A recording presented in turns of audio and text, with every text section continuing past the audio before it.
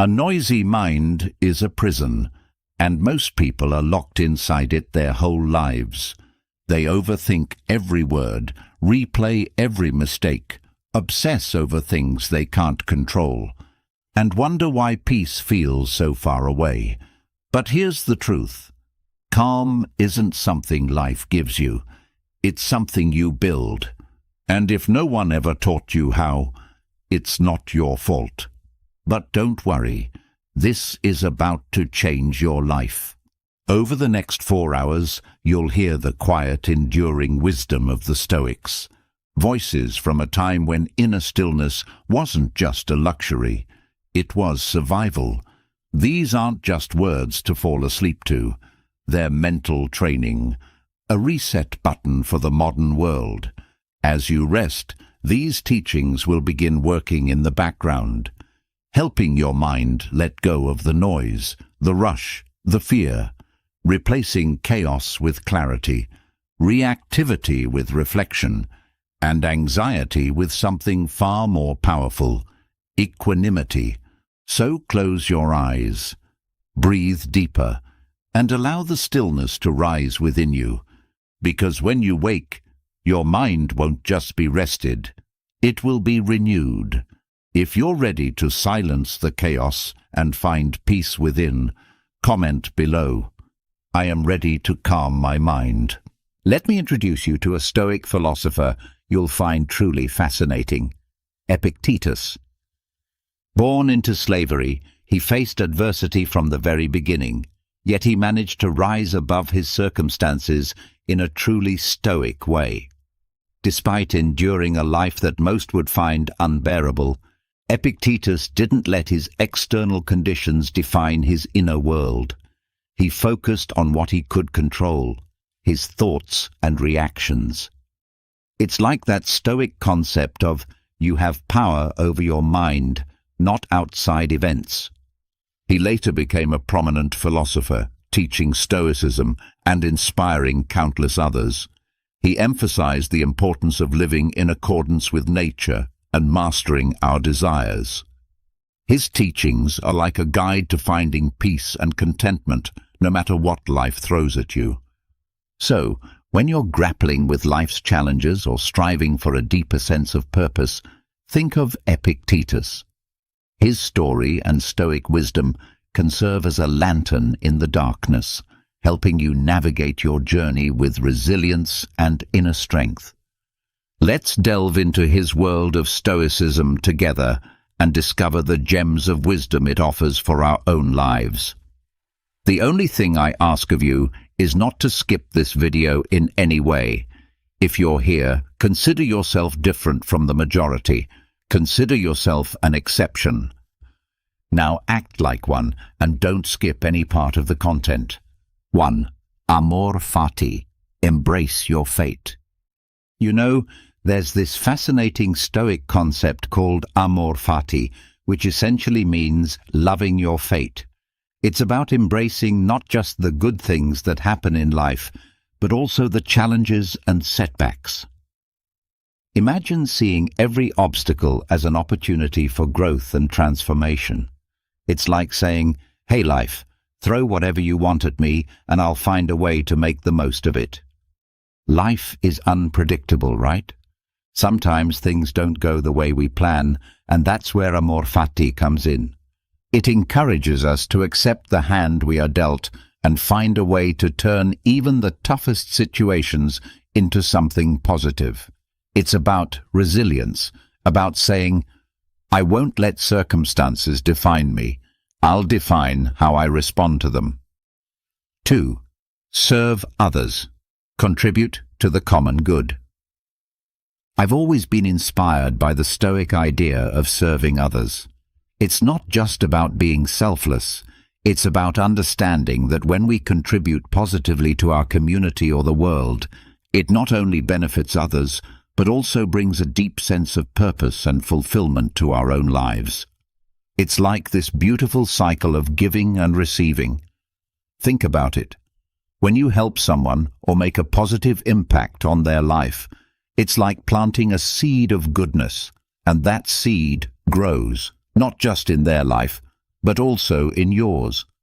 You feel this sense of connection, of making a meaningful difference. It's a reminder that we're not alone on this journey. We're all interconnected. 3. Memento mori. Remember your mortality. Have you ever heard of memento mori? It's a Latin phrase that means, remember you will die. Now I know that might sound a bit morbid at first, but it's actually a powerful reminder to live each day to the fullest.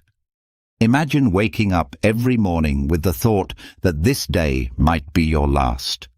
It's a call to appreciate life, cherish moments, and make every day count. Memento mori isn't about dwelling on death. It's about embracing life with a sense of urgency and purpose. It's like having a little voice in your head that says, hey, time is precious. Don't waste it on things that don't matter. It's about prioritizing what truly brings you joy and fulfillment, both in your actions and your relationships. 4. Self-discipline. Your internal compass. So, self-discipline. It's like having your own internal compass. It's the ability to stay on track and focused, especially when life throws distractions or temptations our way. It's about making choices that align with your long-term goals, even when the easy path might lead you astray. Think of it as the secret sauce to achieving your dreams. It's about taking consistent action, even when you don't feel like it.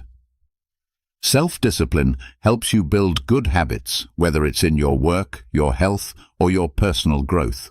It's like having that friend who keeps you accountable to your best self. 5. Morning routine. Your blueprint for success. Picture your morning routine as the foundation of your day.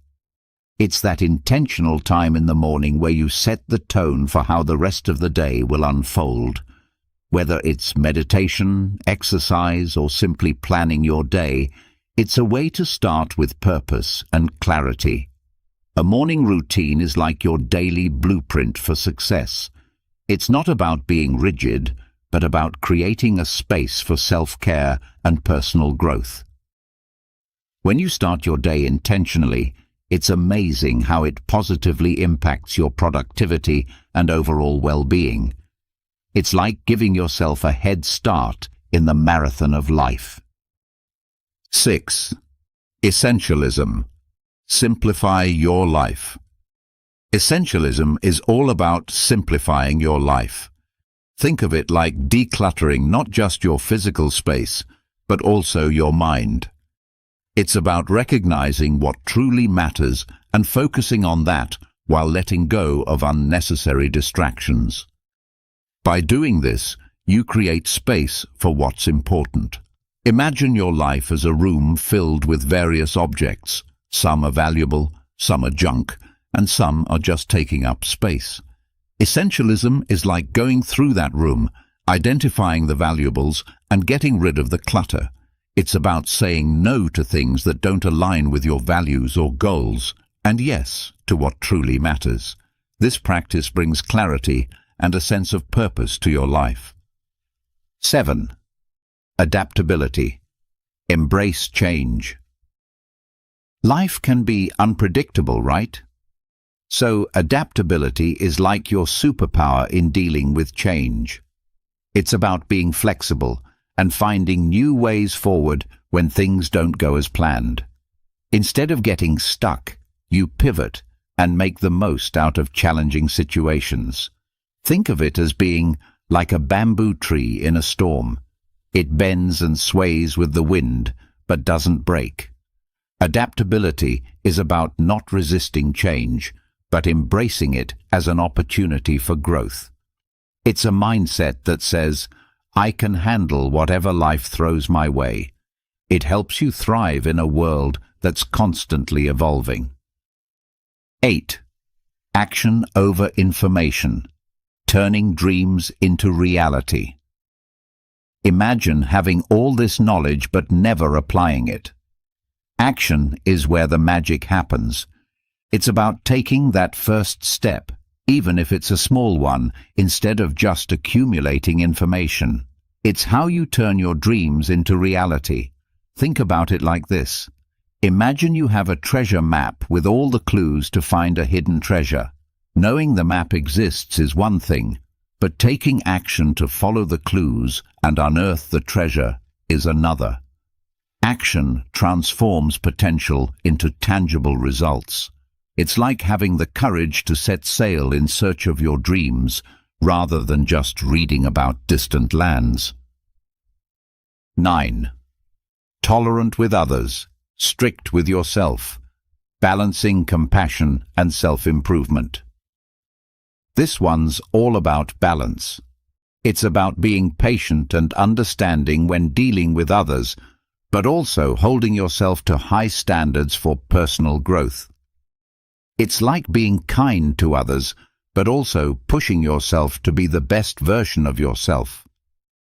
Balancing tolerance with self-discipline can be a delicate dance.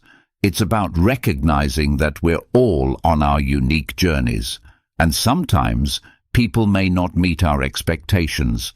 Instead of judgment, it's about offering understanding and support. At the same time, it's essential to set high standards for your own growth and development.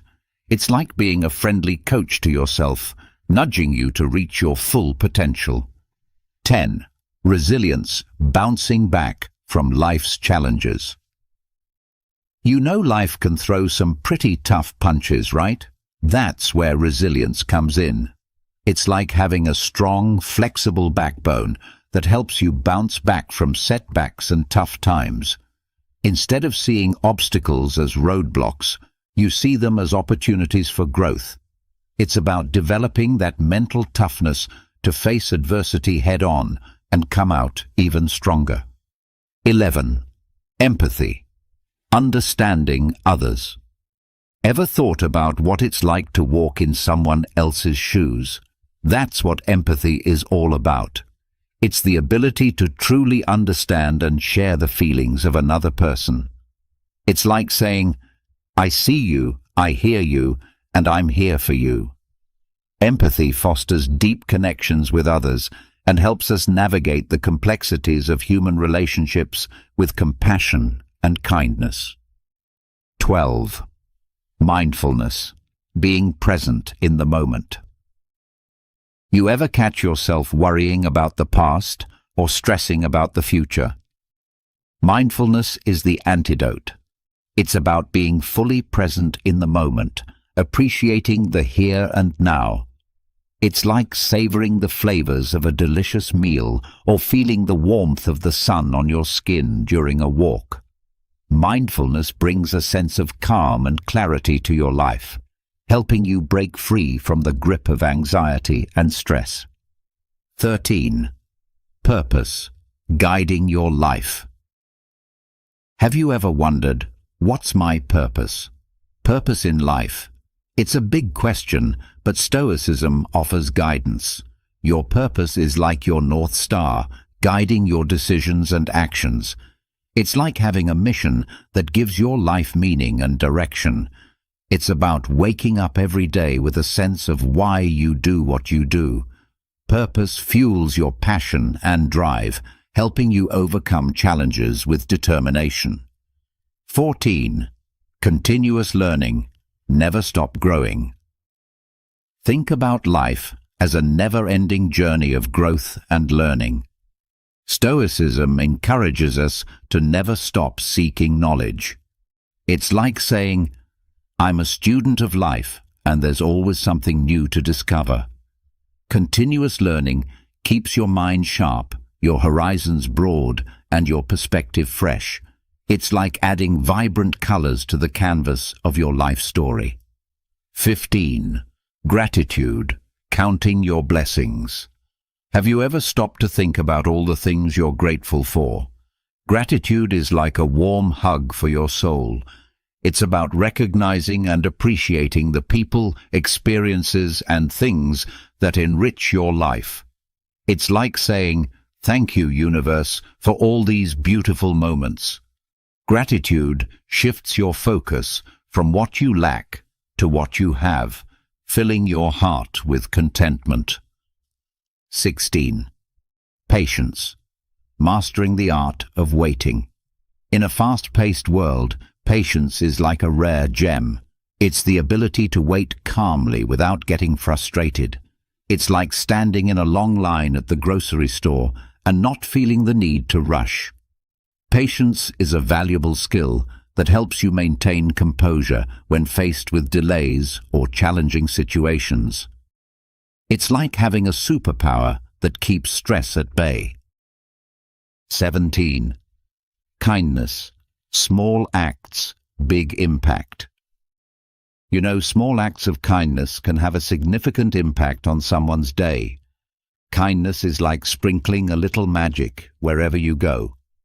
It's about being considerate and compassionate, not just to others, but also to yourself. It's like saying, I choose kindness in a world where I can be anything. Kindness creates a ripple effect of positivity that spreads far and wide. 18. Courage. Facing your fears. We all feel afraid sometimes. That's completely normal.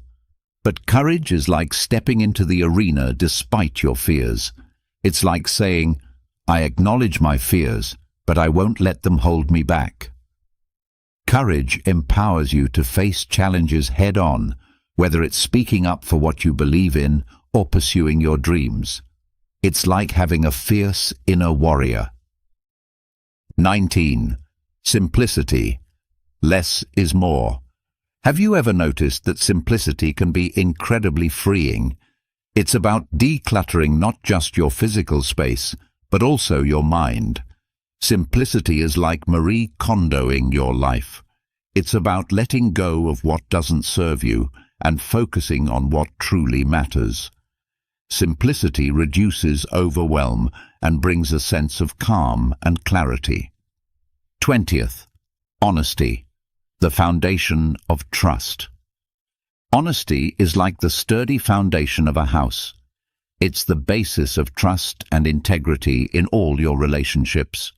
Being honest means being truthful in your words and actions, even when it's difficult. It's like saying, I value honesty and I'll stand by it. Honesty builds trust, and trust builds strong connections with others. 21. Healthy lifestyle. Caring for your body and mind. Think of your body and mind as a temple. A healthy lifestyle is like giving that temple the care and respect it deserves. It's about regular exercise, a balanced diet, and self-care. Taking care of your physical and mental health not only makes you feel better, but also equips you to face life's challenges with vitality. 22. Forgiveness. Letting go of resentment. You ever held on to a grudge and felt like it was a heavy burden? Forgiveness is like setting yourself free from that weight. It's about letting go of anger and resentment toward others. Forgiveness isn't about condoning someone's actions. It's about releasing yourself from the emotional chains of the past. It's like saying, I choose peace over holding on to pain. 23. Respect. Treating others with dignity. Respect is like the golden rule. Treat others how you want to be treated.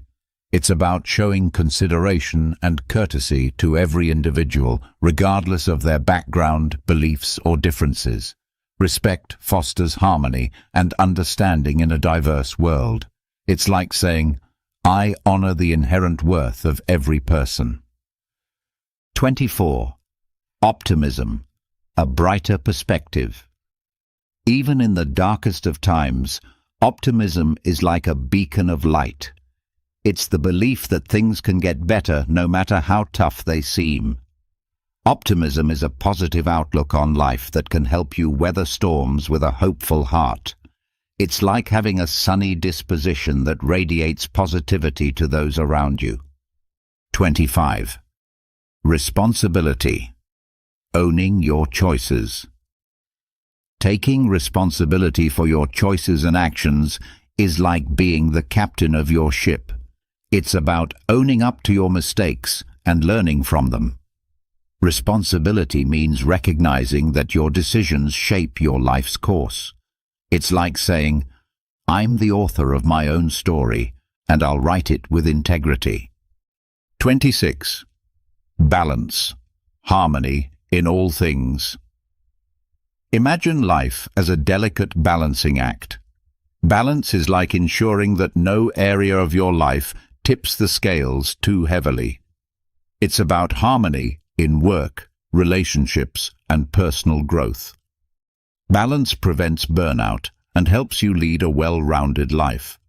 It's like saying, I'll juggle my priorities to maintain equilibrium. 27. Focus. One task at a time. In a world of distractions, focus is like a superpower. It's the ability to concentrate on one task at a time, avoiding the lure of constant interruptions. Focus enhances productivity and effectiveness. It's like saying, I'll be present and fully engaged in what I'm doing right now. 28. Humility. Embracing your imperfections. None of us are perfect, right? That's where humility comes in. It's like saying, I'm flawed, and that's okay. Humility is about recognizing your limitations and acknowledging that you don't have all the answers. It's like having a teachable spirit open to learning from others. 29. Adapt to change. Embrace the flow of life. Life is like a river, always flowing and changing. Embracing change is like being a skilled navigator, adjusting your course as needed. Instead of resisting change, you go with the flow. It's like saying, I'll adapt and grow with the ever-changing currents of life. 30. Mindset. The power of perspective. Ever heard of the saying, it's all in your head? Well, your mindset shapes your reality. A growth mindset is like believing that effort and learning can improve your abilities. It's about saying, I can develop and grow through dedication. Your mindset can turn challenges into opportunities for personal development. 31. Self-reflection, the mirror of the soul. Self-reflection is like looking into a mirror for your soul. It's taking the time to introspect and understand your thoughts, emotions, and actions. It's like saying, let me get to know myself better. Self-reflection helps you grow, make better decisions, and find inner peace.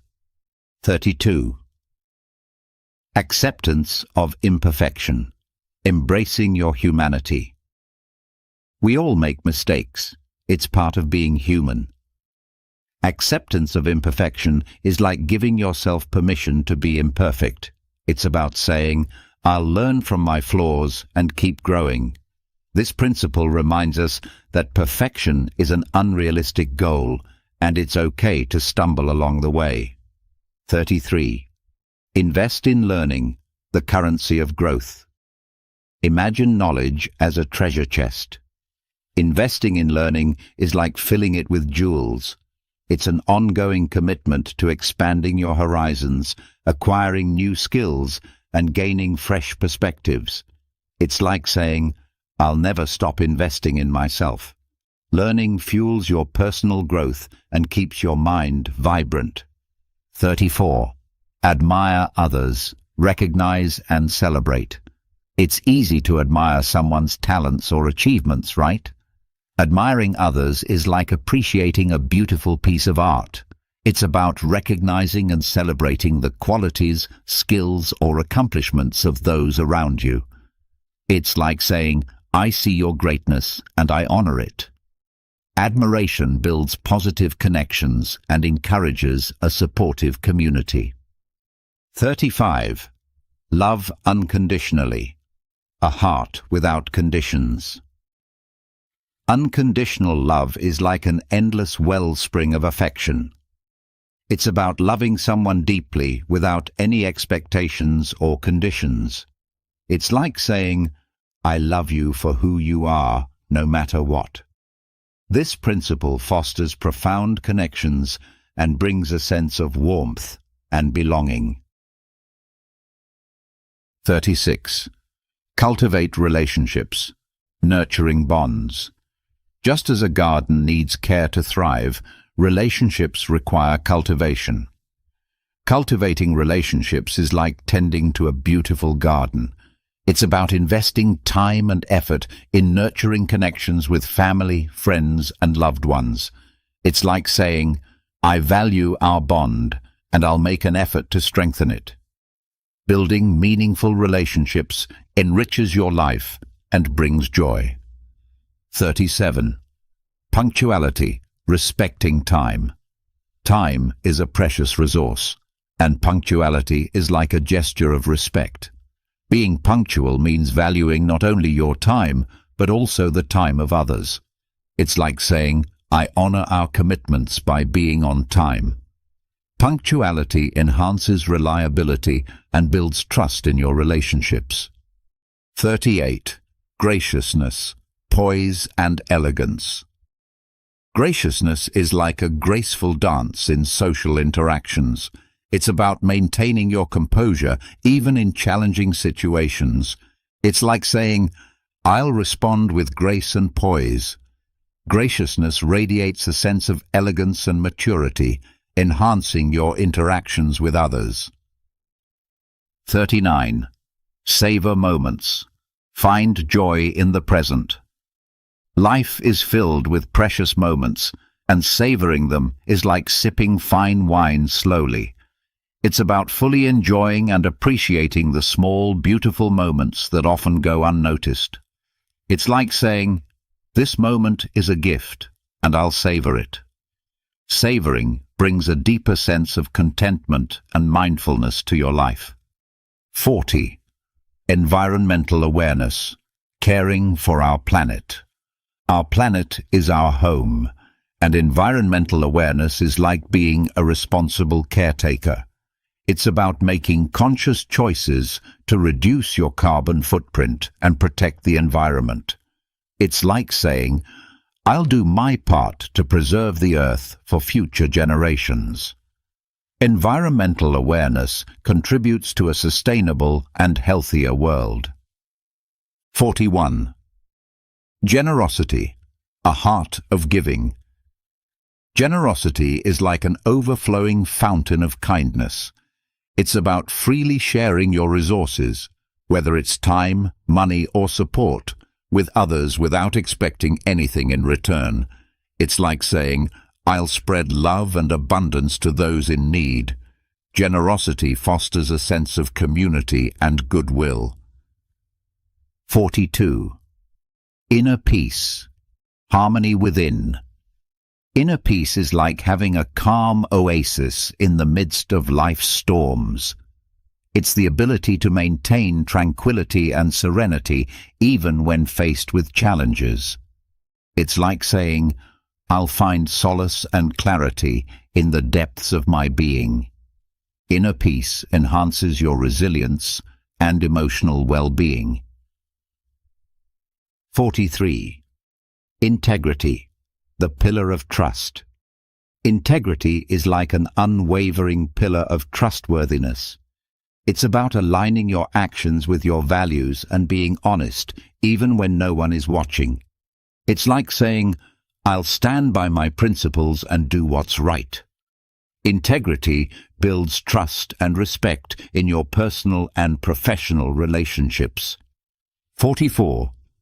Calmness, navigating storm with poise. Calmness is like a steady hand at the helm during turbulent times. It's the ability to maintain composure and grace under pressure.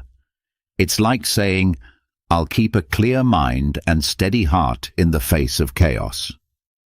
Calmness enhances your decision-making and leadership qualities. 45. Curiosity, eyes wide open. Curiosity is like a constant thirst for knowledge and understanding. It's the desire to explore, learn, and ask questions about the world around you. It's like saying, I'll remain open to new ideas and endless possibilities.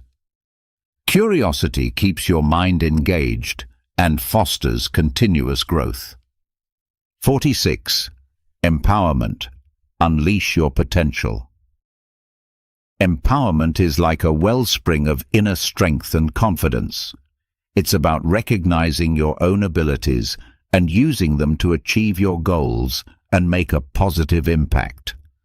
It's like saying, I'll harness my potential to create positive change. Empowerment helps you overcome obstacles and challenges. 47. Resourcefulness, adapting and thriving. Resourcefulness is like a Swiss Army knife for life's challenges. It's the ability to find creative solutions and make the most out of limited resources. It's like saying, I'll adapt and find innovative ways to overcome obstacles. Resourcefulness enhances your problem-solving skills. 48. Vulnerability. Open heart, open connections. Vulnerability is like opening your heart and allowing others to see your authentic self. It's about being honest and transparent, even when it feels uncomfortable. It's like saying, I'll embrace my imperfections and connect on a deeper level with others. Vulnerability fosters genuine relationships and trust. 49. Balance, mind, body, spirit. Harmony. Balance in mind, body, and spirit is like orchestrating a symphony of well-being. It's about ensuring that your mental, physical, and spiritual health are in harmony. It's like saying, I'll nourish all aspects of my being for a holistic and fulfilling life. Balance promotes overall wellness and happiness. 50. Mindful consumption. Conscious choices. Mindful consumption is like being a discerning curator of your own life. It's about making conscious choices in what you consume, whether it's food, media, or products, with an awareness of their impact on your well-being and the environment. It's like saying, I'll choose wisely, aligning my values with my choices. Mindful consumption promotes personal and global sustainability. Before we wrap up this exploration of Stoic principles, I want to express my heartfelt thanks for joining us on this journey. Your time and engagement mean a lot to us. If you found these Stoic principles valuable, please consider leaving a comment to share your thoughts and experiences. Your feedback is greatly appreciated, and if you enjoyed this content, a simple like goes a long way in supporting us and letting us know you'd like to see more of it. If you haven't already, subscribing to our channel ensures you'll stay updated with future content, including more insights into wisdom, philosophy, and personal growth. Thank you once again for being a part of this journey, and we look forward to sharing more wisdom with you in the future. Until next time, may you find fulfillment and wisdom on your own path of personal growth. Think and act. Imagine possessing the power to find inner peace and happiness regardless of the circumstances swirling around you. That's not just powerful, it's revolutionary. It's about taking control, not of the world, but of something far more important and absolutely within our reach, our own minds.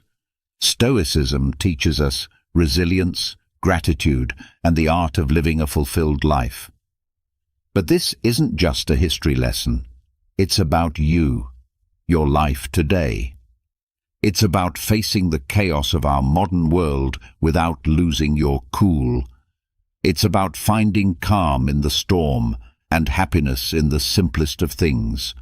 It's about transforming your mornings from something you dread into a powerful launchpad for a day filled with purpose and joy. So if you've ever felt overwhelmed by the noise of life, if you've ever struggled to find a moment's peace, or if you're just curious about how ancient wisdom can be your secret weapon in the 21st century, stick around. This might just be the video that changes everything for you. Let's dive into the Stoic strategies that can help us craft not just a morning routine, but a life filled with intention, resilience, and true happiness. I implore you to give your full attention to this video from start to finish. If you've made it here, you're not like everyone else. You're a standout, someone who seeks depth and wisdom. Your dedication to absorbing this content in full sets you apart even further. This might sound like a fancy term, but it's actually a beautifully simple concept that comes from Japan. Find your ikigai, discovering purpose in every morning. It's about discovering that sweet spot where your passions, skills, societal needs, and what you can be paid for all intersect. It's your unique reason for being. Imagine waking up each morning fueled by a clear purpose that excites you, something that makes the thought of hitting snooze just irrelevant. Marcus Aurelius wasn't just about enduring life's hardships with a stiff upper lip. He was deeply invested in the idea that we're all here to play our part, to contribute something meaningful. He urged us to approach each day as an opportunity to fulfill our role with integrity and passion. Now think about that in the context of ikigai. It's not just about finding what you love, it's about aligning it with what the world needs and what you're good at. That's where the magic happens. But how do you start uncovering your ikigai? It begins with some introspection. Ask yourself, what am I passionate about? What am I good at? What does the world need from me? What can I get paid for? It's okay if the answers don't come to you right away. This is about the journey, exploring different facets of your life and interests and seeing where they converge.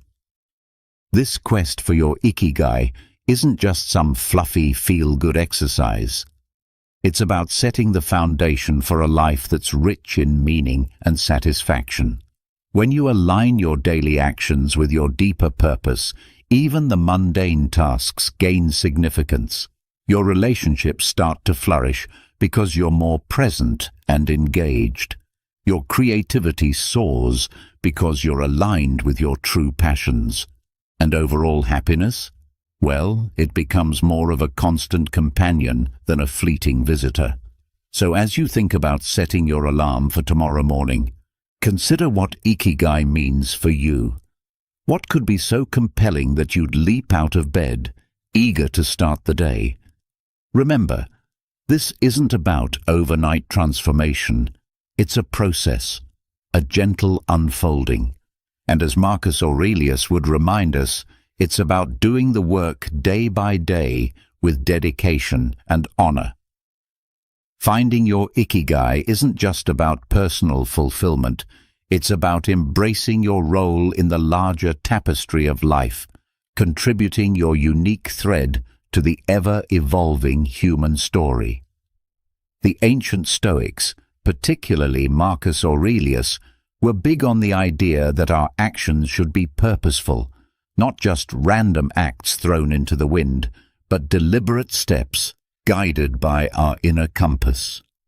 Prepare the night before, setting the stage for success. This philosophy extends beautifully into how we prepare for the day ahead, starting the night before.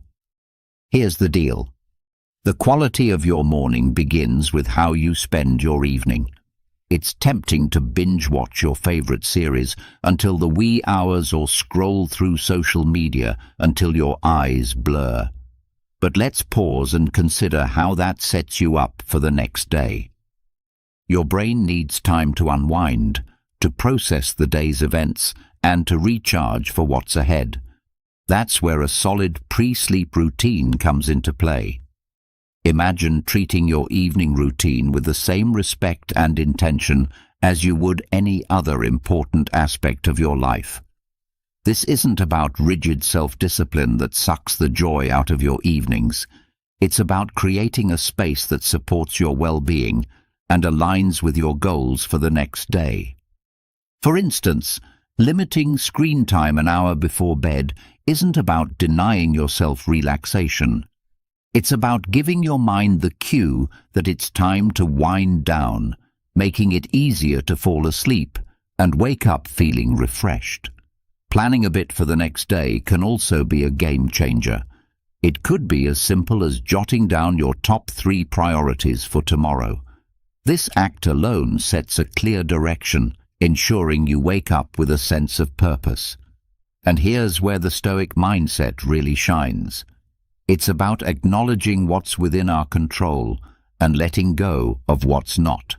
We might not be able to control every detail of our day, but we can certainly influence how we start it.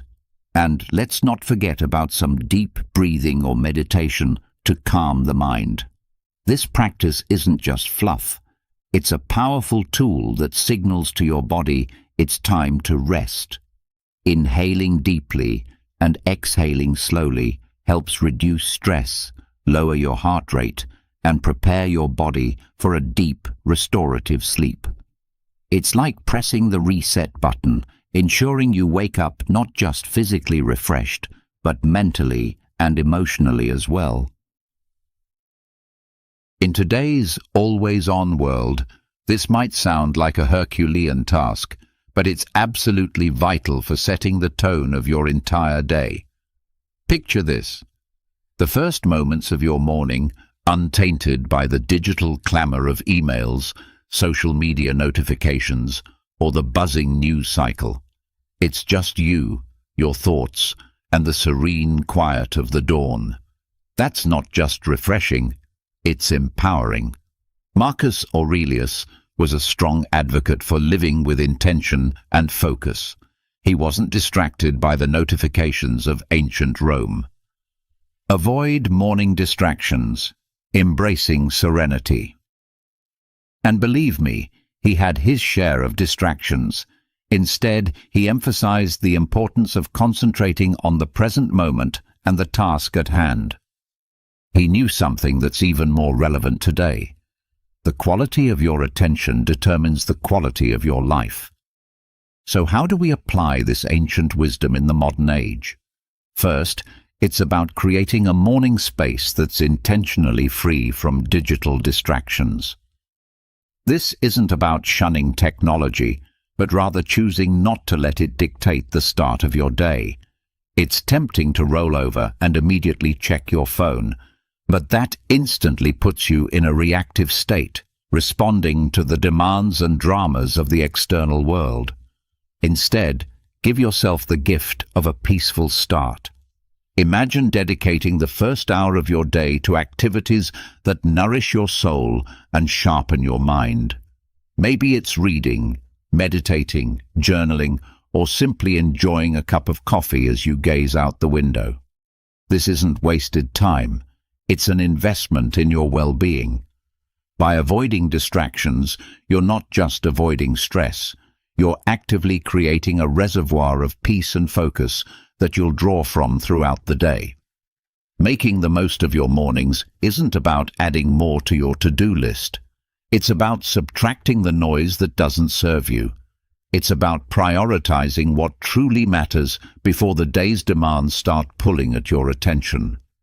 This is where the Stoic practice of focusing on what's within your control comes into play.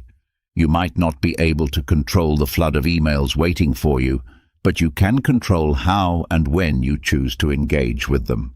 So tomorrow, challenge yourself to start the day on your terms. Resist the urge to dive into the digital world first thing.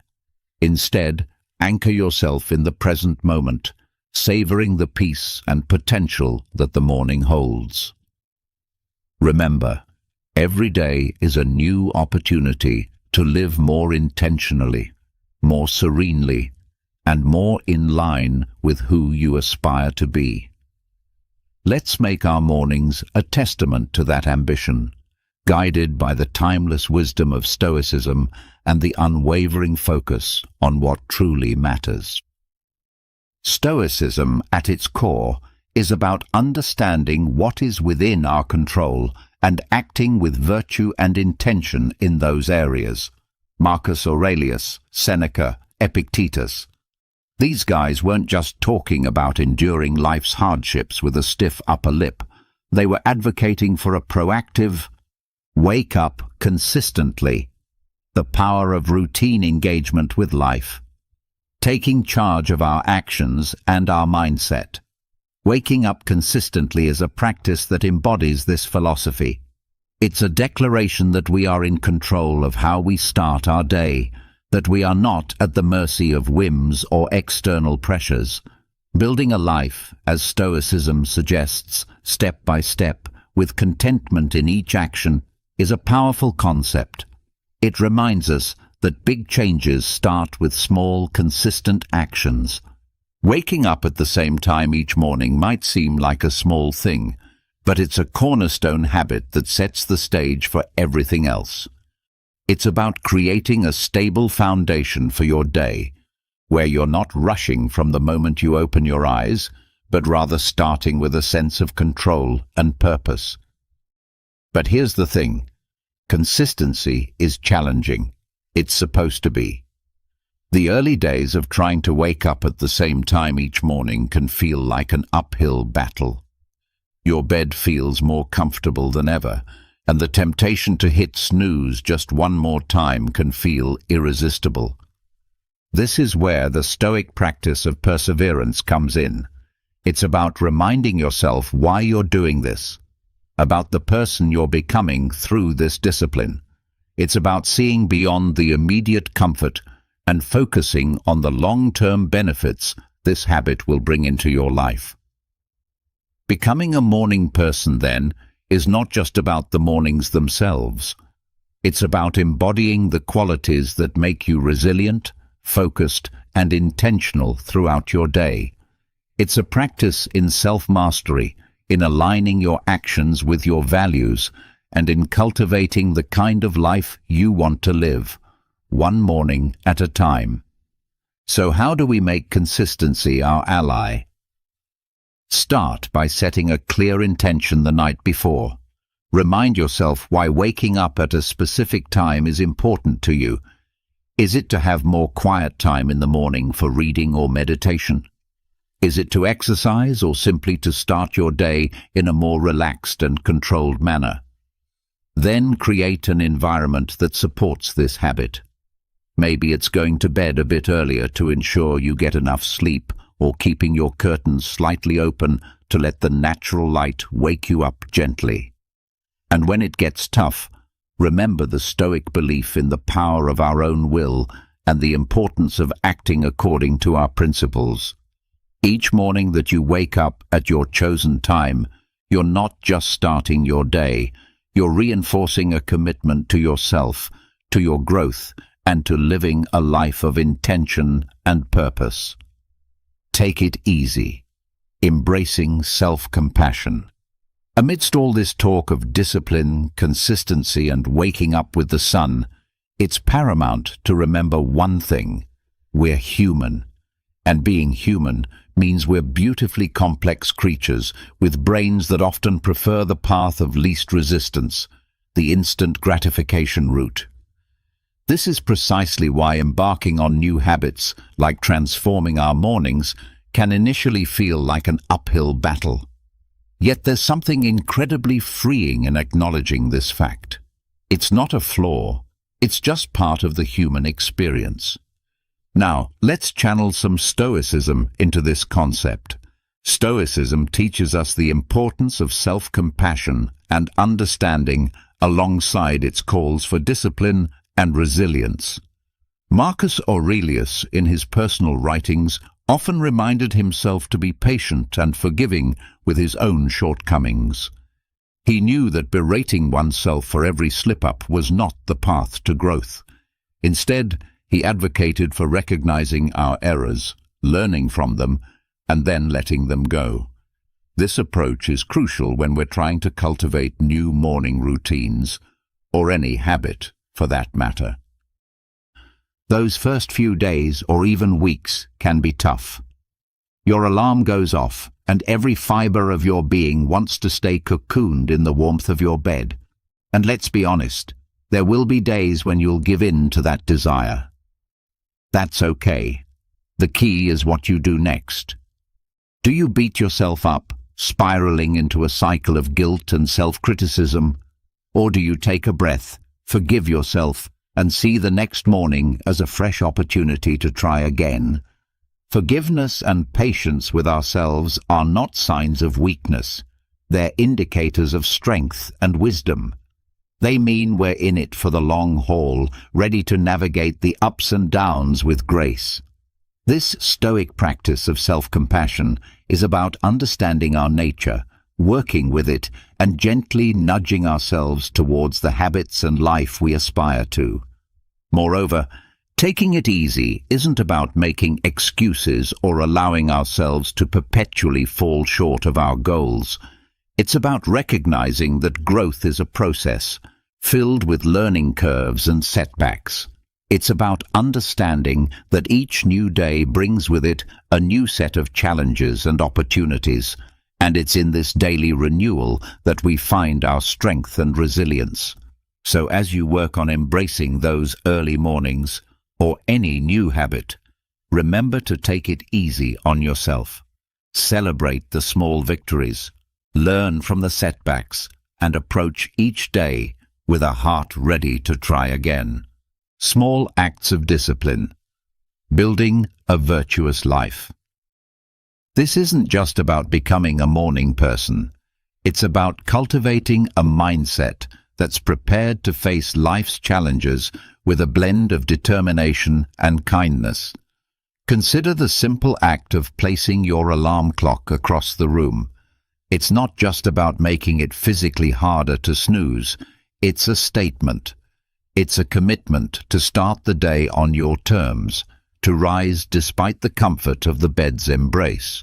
It's a small act of defense against the inertia of sleep and comfort, a step towards embracing the day with intention. Similarly, making your bed each morning might feel like a trivial task, especially when you're the only one who'll see it. Yet it's so much more than smoothing sheets and fluffing pillows. It's an exercise in care, in telling yourself that your environment and how you engage with it matters. It's about creating a space that reflects the order and respect you're cultivating within yourself. These small victories, as Marcus Aurelius would likely argue, are the building blocks of a disciplined life. They're the everyday choices that, while easy to overlook, cumulatively mold our character.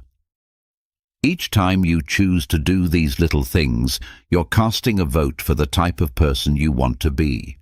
You're choosing to be someone who values discipline, order, and respect for oneself and one's environment.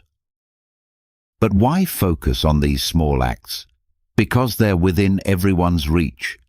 Not all of us can control the major events in our lives, the upheavals, the unexpected turns, but we can control how we respond to the start of each day, how we treat our immediate surroundings, and how we prime ourselves for whatever lies ahead.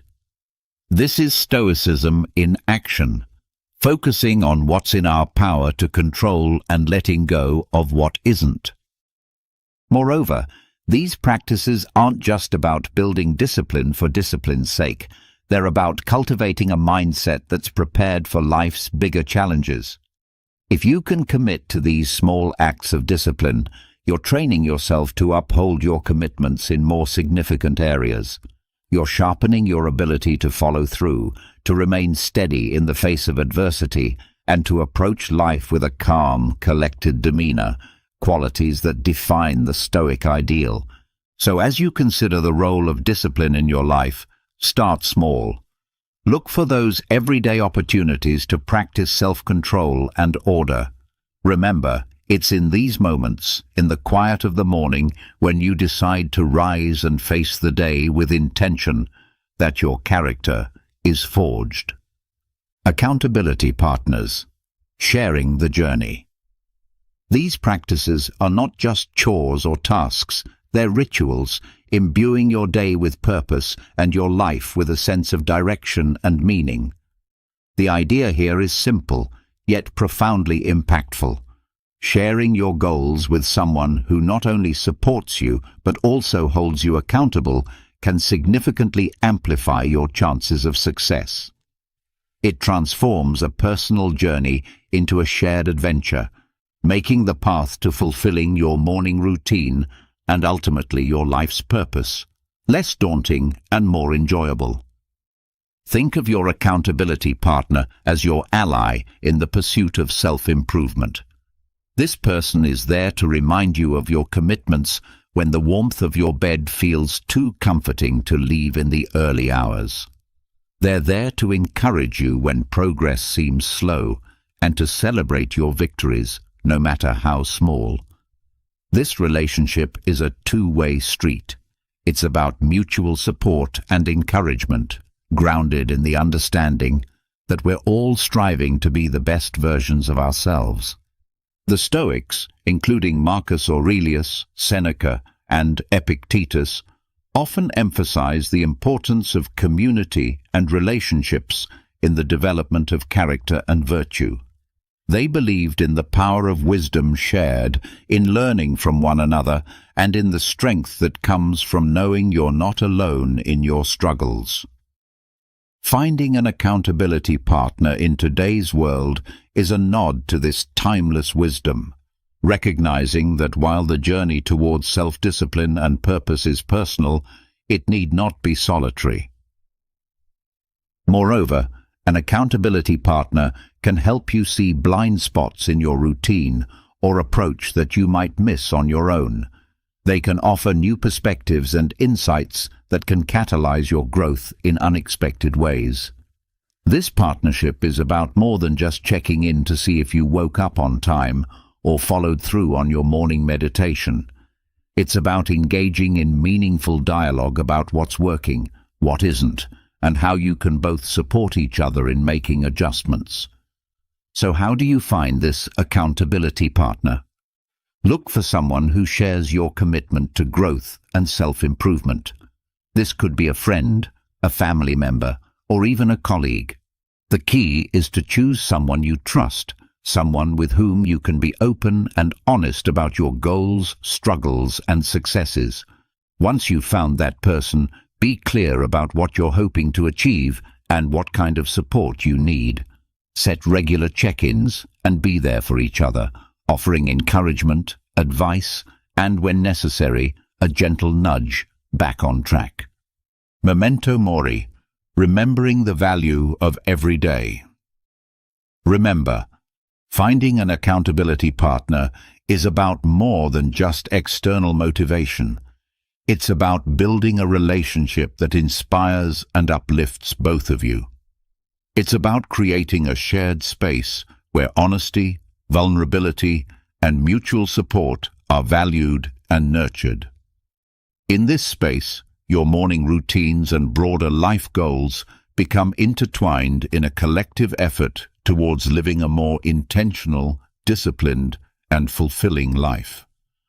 The Stoic practice of reflecting on mortality is a call to action, a prompt to live our lives with purpose and intention. It encourages us not to squander our time on trivialities, but to concentrate on creating a meaningful legacy.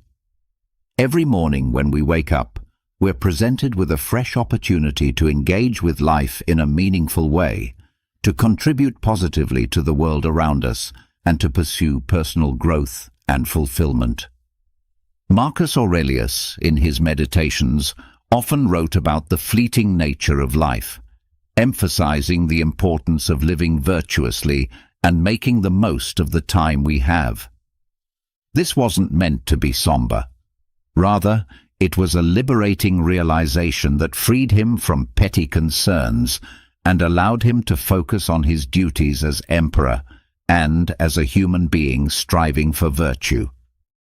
The idea is that by keeping the end in mind, we're more likely to live our lives with purpose and clarity, prioritizing the things and relationships that truly matter. Remembering death, in the context of our morning routines, transforms how we approach each day. It's not just another day. It's a day that we've been gifted, one that's not guaranteed to anyone. This realization can profoundly impact how we choose to spend our time, the activities we engage in, the relationships we nurture, and the legacy we strive to build. It's a reminder to live fully, to love deeply, and to leave the world a little better than we found it. Moreover, this Stoic practice helps us maintain perspective in the face of life's inevitable challenges and setbacks. When we remember that our time is limited, the daily annoyances and obstacles lose much of their power over us. We become more resilient, more focused on our long-term goals, and less likely to be derailed by temporary difficulties. It's a practice that fosters gratitude for the present moment and inspires us to make the most of it.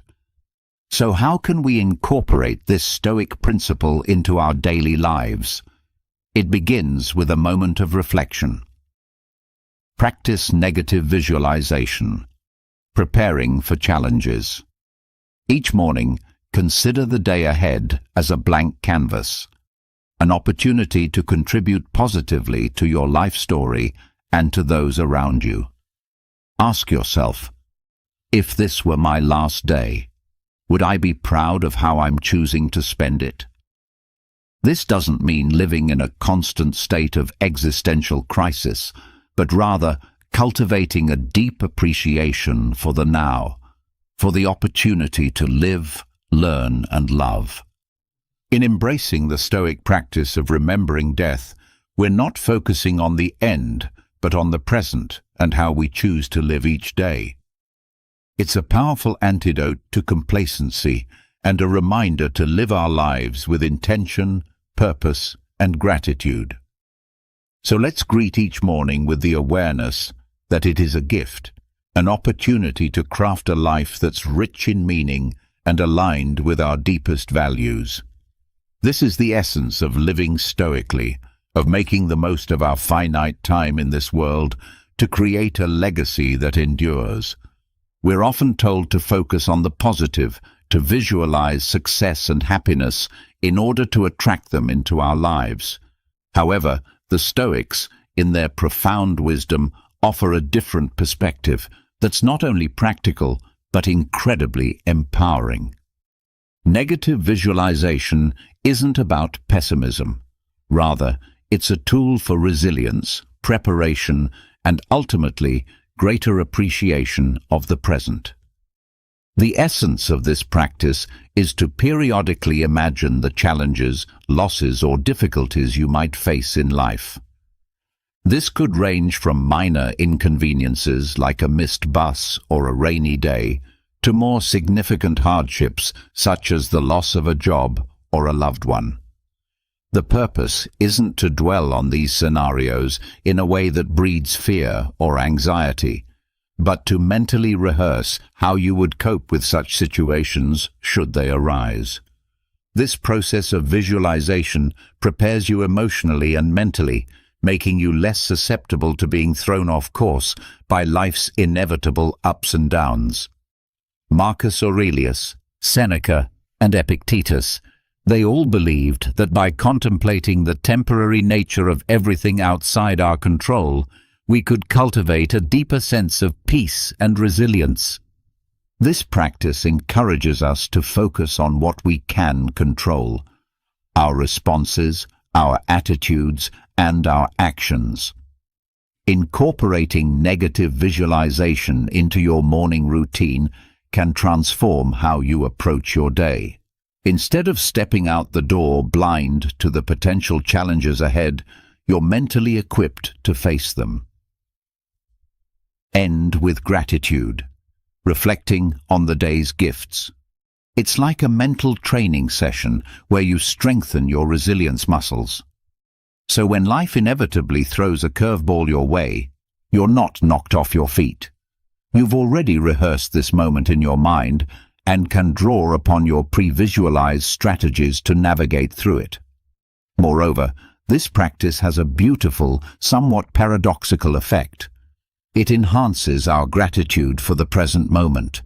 By imagining life without some of the things we take for granted, we come back to reality with a renewed appreciation for them. It's a reminder of how much we have to be thankful for right now, in this moment. This isn't about dwelling in fear of loss, but about using the thought of it to deepen our appreciation for the here and now. So how do we practice negative visualization in a healthy, constructive way? Start with a few moments in the morning to contemplate potential challenges of the day or broader future possibilities. Visualize how you would ideally respond, what strengths you would draw upon, what lessons you could learn, and how you could grow from the experience. Then let go of the visualization and proceed with your day, carrying with you a sense of preparedness and an enhanced appreciation for your current circumstances. Incorporating gratitude into our lives, especially as we end our day, can have a transformative impact on our well-being and outlook. Keeping a gratitude journal is a beautifully simple yet profoundly effective way to cultivate this sense of appreciation. It's about taking a few moments before we sleep to reflect on the day and jot down a few things we're grateful for. This could be anything from a kind gesture from a stranger, a beautiful sunset, the completion of a challenging task, or simply the comfort of our bed waiting to embrace us at the end of a long day. The act of writing down what we're grateful for shifts our focus from what's lacking in our lives to the abundance that's already present. It's a practice that aligns perfectly with Stoic teachings, which emphasize focusing on what we have rather than what we don't, on what's within our control rather than what isn't. This shift in perspective not only sets the stage for a peaceful night's sleep, free from the turmoil of unfulfilled desires or lingering frustrations, but it also primes our minds to begin the next day with a sense of purpose and appreciation. But why end the day with gratitude? Because it allows us to close our day on a note of positivity, regardless of the challenges we may have faced. It's a way of reaffirming the good in our lives, of finding peace even in turmoil, and of nurturing a mindset that sees opportunities for growth and joy in every circumstance. This nightly practice of gratitude creates a ripple effect, influencing not just how we sleep, but how we wake up and approach our mornings. It transforms our first thoughts of the day from groans over the alarm clock to a quiet anticipation of what the new day holds, what new things we might discover to be grateful for. Moreover, this practice of appreciating our life extends beyond our personal sphere. It enhances our relationships as we become more attuned to the value of those around us and more expressive of our appreciation for their presence in our lives. It deepens our connection to the world as we become more observant of and thankful for the beauty and wonder that surround us, often in the most mundane moments. So as we consider the multitude of strategies to enrich our mornings and, by extension, our lives, let's not overlook the power of ending our day with gratitude. It's a practice that embodies the Stoic pursuit of a good life, one marked not by external achievements or material possessions, but by inner peace, contentment, and a deep-seated appreciation for the present moment. As we wrap up this journey through the 10 strategies inspired by Stoicism, it's clear that each step, each practice, is more than just a task. It's a pathway to cultivating a life of intention, resilience, and profound gratitude. Embracing these practices doesn't mean every day will be perfect, but it does mean that every day will be met with a stronger, more grateful, and more resilient you. You have within you the power to transform not just your mornings, but your entire life into a reflection of the Stoic ideals of virtue, wisdom, and contentment. Remember, this is just the beginning. There's a whole world of Stoic wisdom waiting to be explored, ready to guide you on your path to living a more meaningful and fulfilled life. If you found this journey enlightening and are curious to dive deeper into the Stoic way of life, I encourage you to check out our playlist right here on the screen. It's packed with insights, stories, and practical tips to help you embrace the full richness of Stoic philosophy. Don't forget to like and subscribe to the channel for more content. Please leave your comments and share your experiences. Let's embark on this journey of growth, resilience, and fulfillment together. Here's to mornings filled with purpose, days lived with intention, and a life brimming with gratitude. Thank you for being part of this community. See you soon. Let's get real. Most people are too afraid to tell you to your face that they don't like you. Instead, they hide behind fake smiles, hollow compliments, and forced politeness. I've been there too, thinking someone was a friend, only to find out they were secretly hoping for my downfall. It's brutal, but here's the truth. If you don't recognize the signs, you'll end up wasting your time and energy on people who deep down can't understand you. So, let's cut through the BS and talk about the signs that someone dislikes you but is hiding it. You might not like what you hear, but it's better to face the truth than live in denial. 1. They're always joking about your flaws. We all know that one person who loves to joke, especially when the joke is at your expense. They'll pick at your quirks, mistakes, and imperfections, always with a smile, saying, "I'm just messing with you." At first it seems harmless, but let's be honest. These jokes are often more than just playful banter. They're calculated digs cleverly disguised as humor, meant to chip away at your self-esteem bit by bit. I remember a time when I was close to someone who always had something to say about me, how I dressed, the way I spoke, even the projects I was working on. At first, I laughed it off, thinking it was all in good fun. But over time, I noticed a pattern. The jokes were always aimed at my perceived weaknesses, never at my strengths. It wasn't long before I started second-guessing myself, wondering if maybe I was the problem. Here's where the controversy kicks in. People who consistently joke about your flaws aren't doing it out of affection. They're testing the waters to see how much disrespect you'll tolerate. It's a subtle form of manipulation, a way for them to assert dominance while keeping you in your place. They're telling you, in no uncertain terms, that you're beneath them. The most insidious part is that they get away with it because we've been conditioned to believe that if we can't take a joke, we're the ones with the problem. But let's flip that script. I'm here to tell you that there's nothing wrong with standing up for yourself when a joke crosses the line. In fact, it's essential. You deserve to be around people who lift you up, not those who knock you down for a cheap laugh. True friends don't need to point out your flaws to feel better about themselves. They celebrate your strengths and help you work through your weaknesses without making you the butt of the joke. I've seen it happen time and again. People who let these kinds of jokes slide, thinking it's easier to keep the peace than make waves. But here's the deep truth. Allowing others to disrespect you, even in jest, is a slippery slope.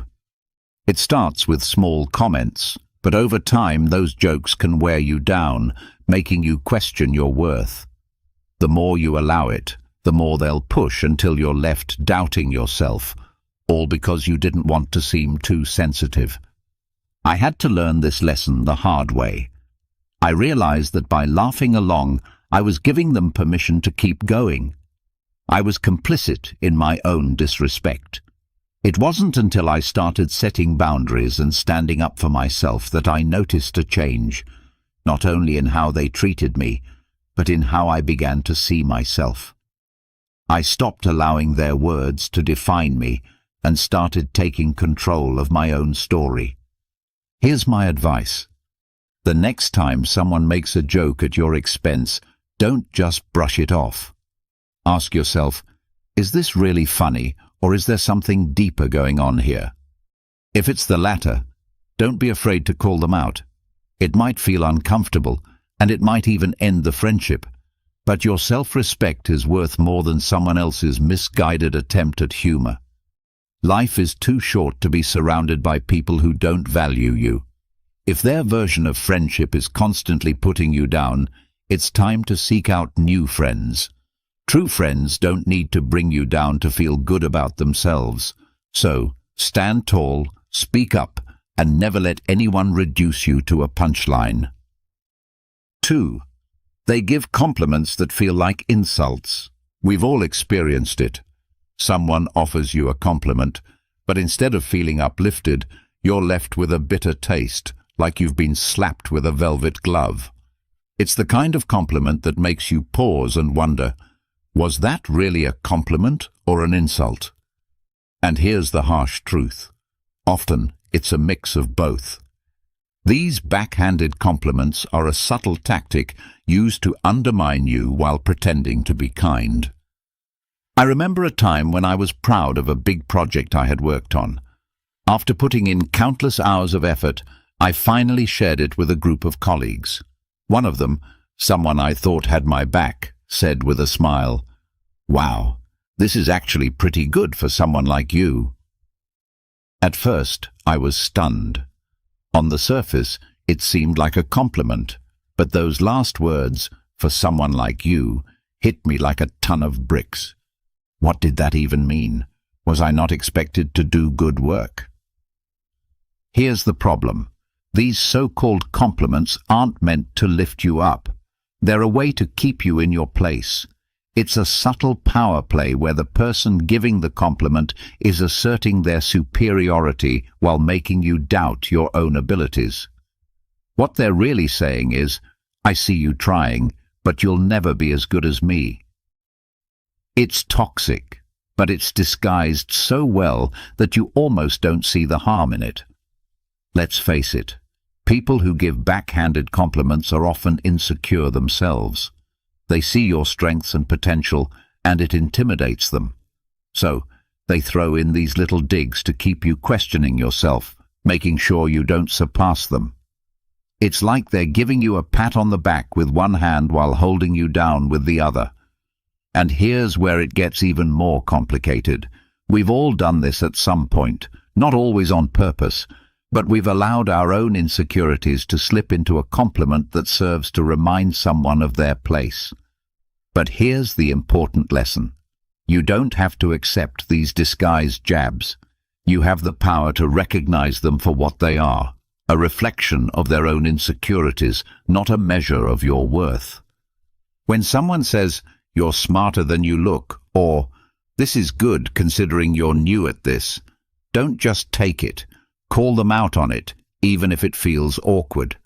Because if you don't speak up, you allow others to control how you view yourself, and that's a power you should never give away. Over time, I learned to recognize these backhanded compliments for what they truly are, reflections of someone else's insecurities. When you see them this way, they lose their sting. Instead of taking it personally, you can almost laugh it off, because their words reveal more about them than about you. Now, when I receive a backhanded compliment, I don't just let it pass. I'll respond with something like, "Thanks, but what do you mean by that?" This forces them to face the insult hidden in their words, and it often catches them off guard. They suddenly realize you're not falling for their game, and it's incredible how quickly their attitude shifts. The key takeaway: don't let anyone's subtle negativity define who you are.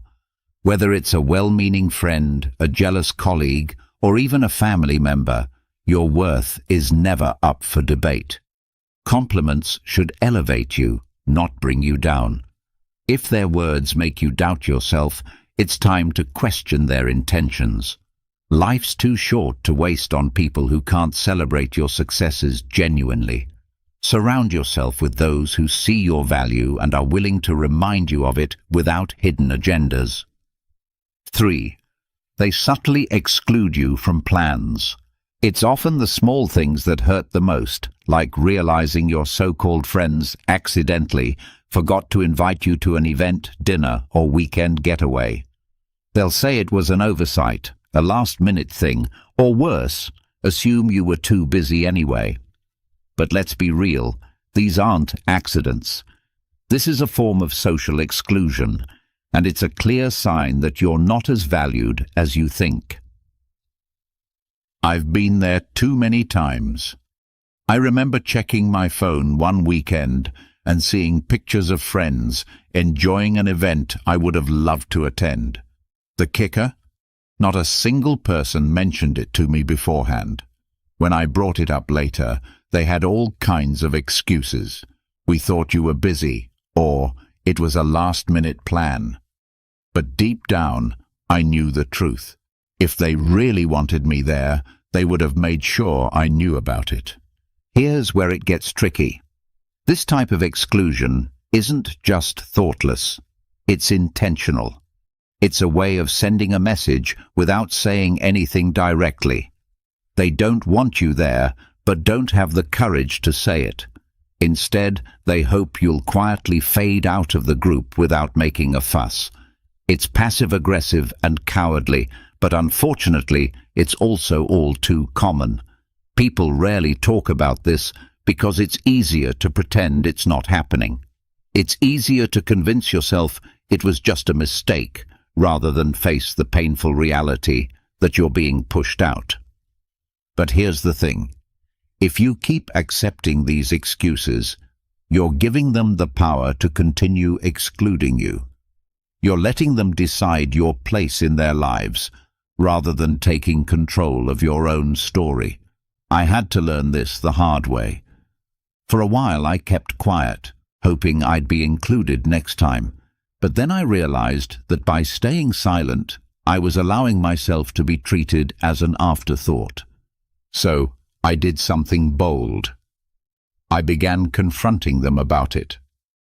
I'd ask, "Hey, I saw you all went out last weekend. Why didn't anyone invite me?" It wasn't easy, and it definitely created some tension, but it forced them to face their behavior. And the result?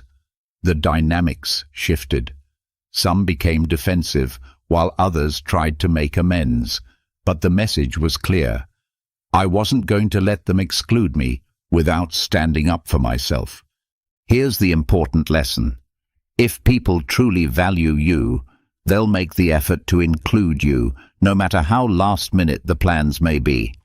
If they don't, then it's time to reassess the worth of those relationships.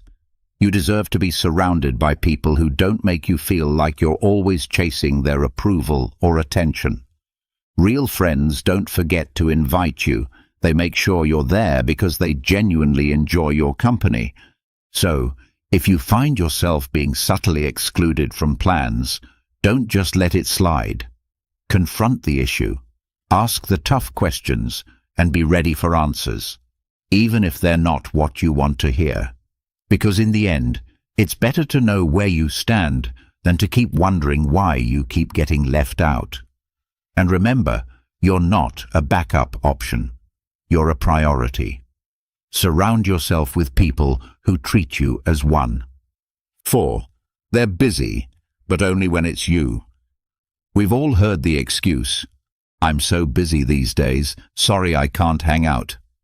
It's the perfect excuse. Who isn't busy? But what happens when a pattern emerges? They're always free for others, posting pictures from outings, catching up with mutual friends. Yet when it's your turn, they're suddenly swamped. Here's the reality. They're not too busy. They're just too busy for you. I've experienced this frustration more than I care to admit. I remember reaching out to a close friend, trying to set up time to catch up. Every time I suggested something, they had an excuse. I'm working late. I've got too much on my plate. Maybe next week.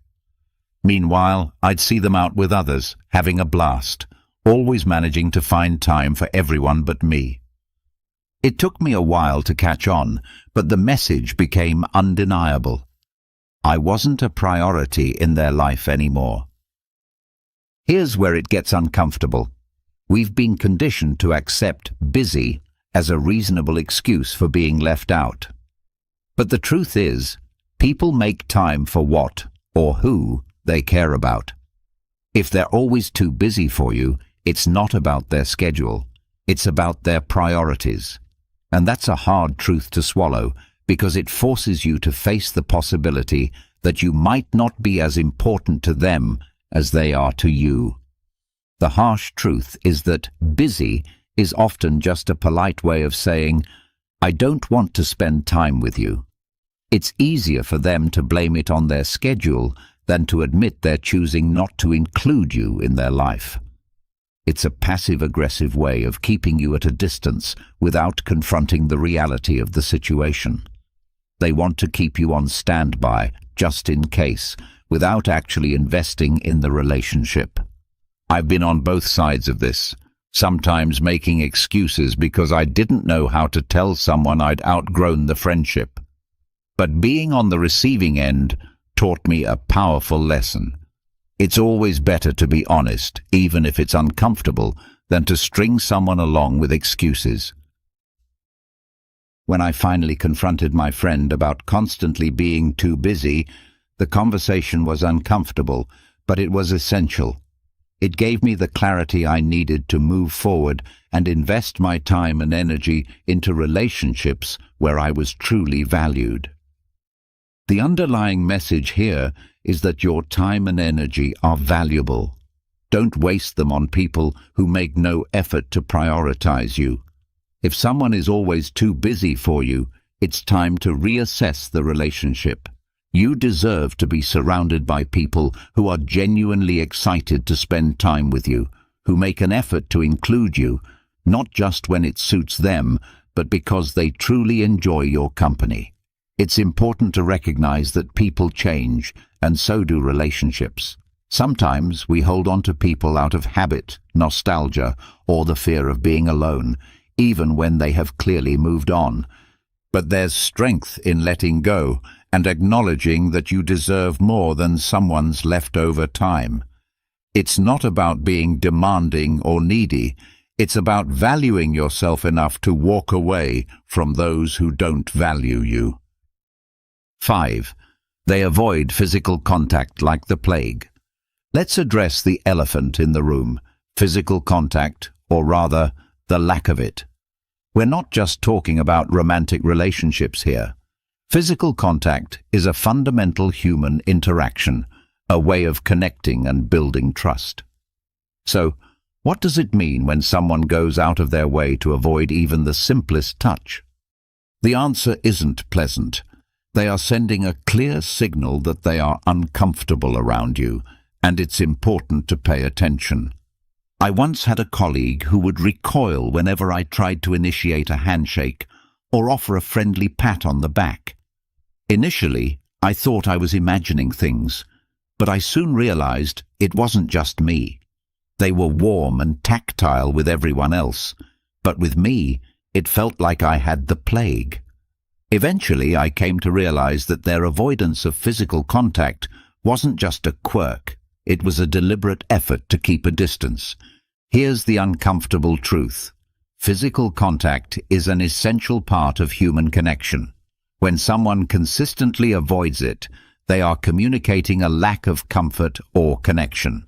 Sure, some people aren't touchy-feely, and that's fine.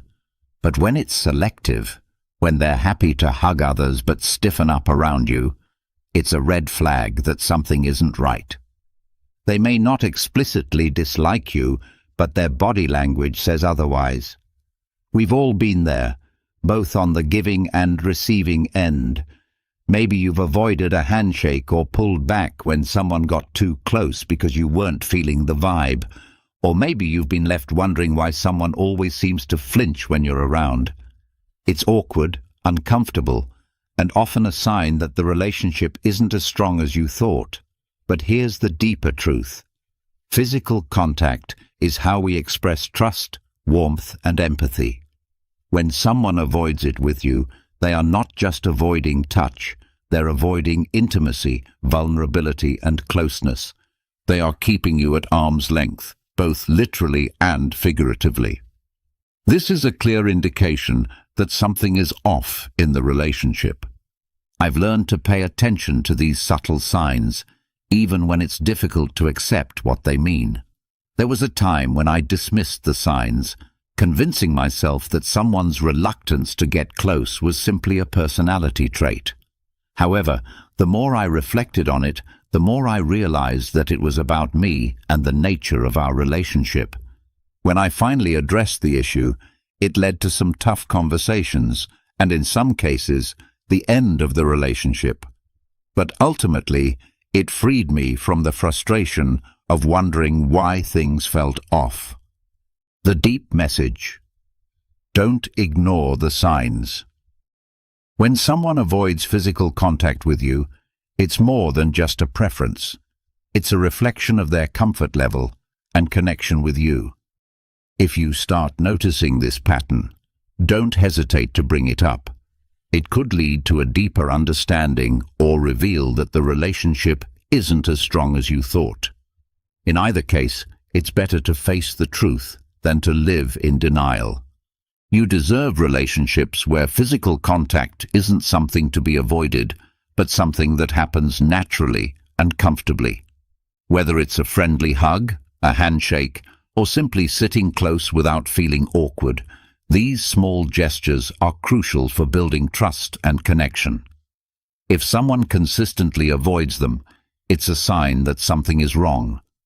Don't be afraid to ask the difficult questions, and if necessary, make tough decisions. Life is too short to be surrounded by people who keep you at a distance, both literally and figuratively. 6. They disappear when you need support. Let's face it, nothing truly reveals the nature of a relationship like a crisis. When times get tough, you find out who your real friends are. So, what does it say about someone when they disappear just when you need them most? It's not just flakiness. It's a glaring sign that they're not as invested in you as you might have thought. I learned this the hard way during a particularly challenging time in my life. I was dealing with a major personal issue that deeply affected me. Naturally, I turned to the people I considered close friends, hoping for some support, even if it was just a simple text or call. But instead, I got silence. The people I thought would be there for me suddenly had every excuse in the book. I'm swamped at work. Sorry, I'm really busy right now. I'll check in later. Spoiler alert, they never did. Here's the controversial part. Many people love to say they'll always be there for you, but when the going gets tough, they're only around for the good times. They'll celebrate with you, enjoy the highs, and laugh with you. But when things get serious, they vanish. It's easier for them to ghost you than to face your pain or discomfort. The reality is, they don't care enough to be there when it matters. Let's be honest, true support isn't about convenience. It's about being there when it's hard, when it's uncomfortable, and when you'd rather not. The people who disappear when you need them most aren't just inconsiderate. They're showing you exactly where you stand in their life. They're saying, without words, your problems aren't worth my time.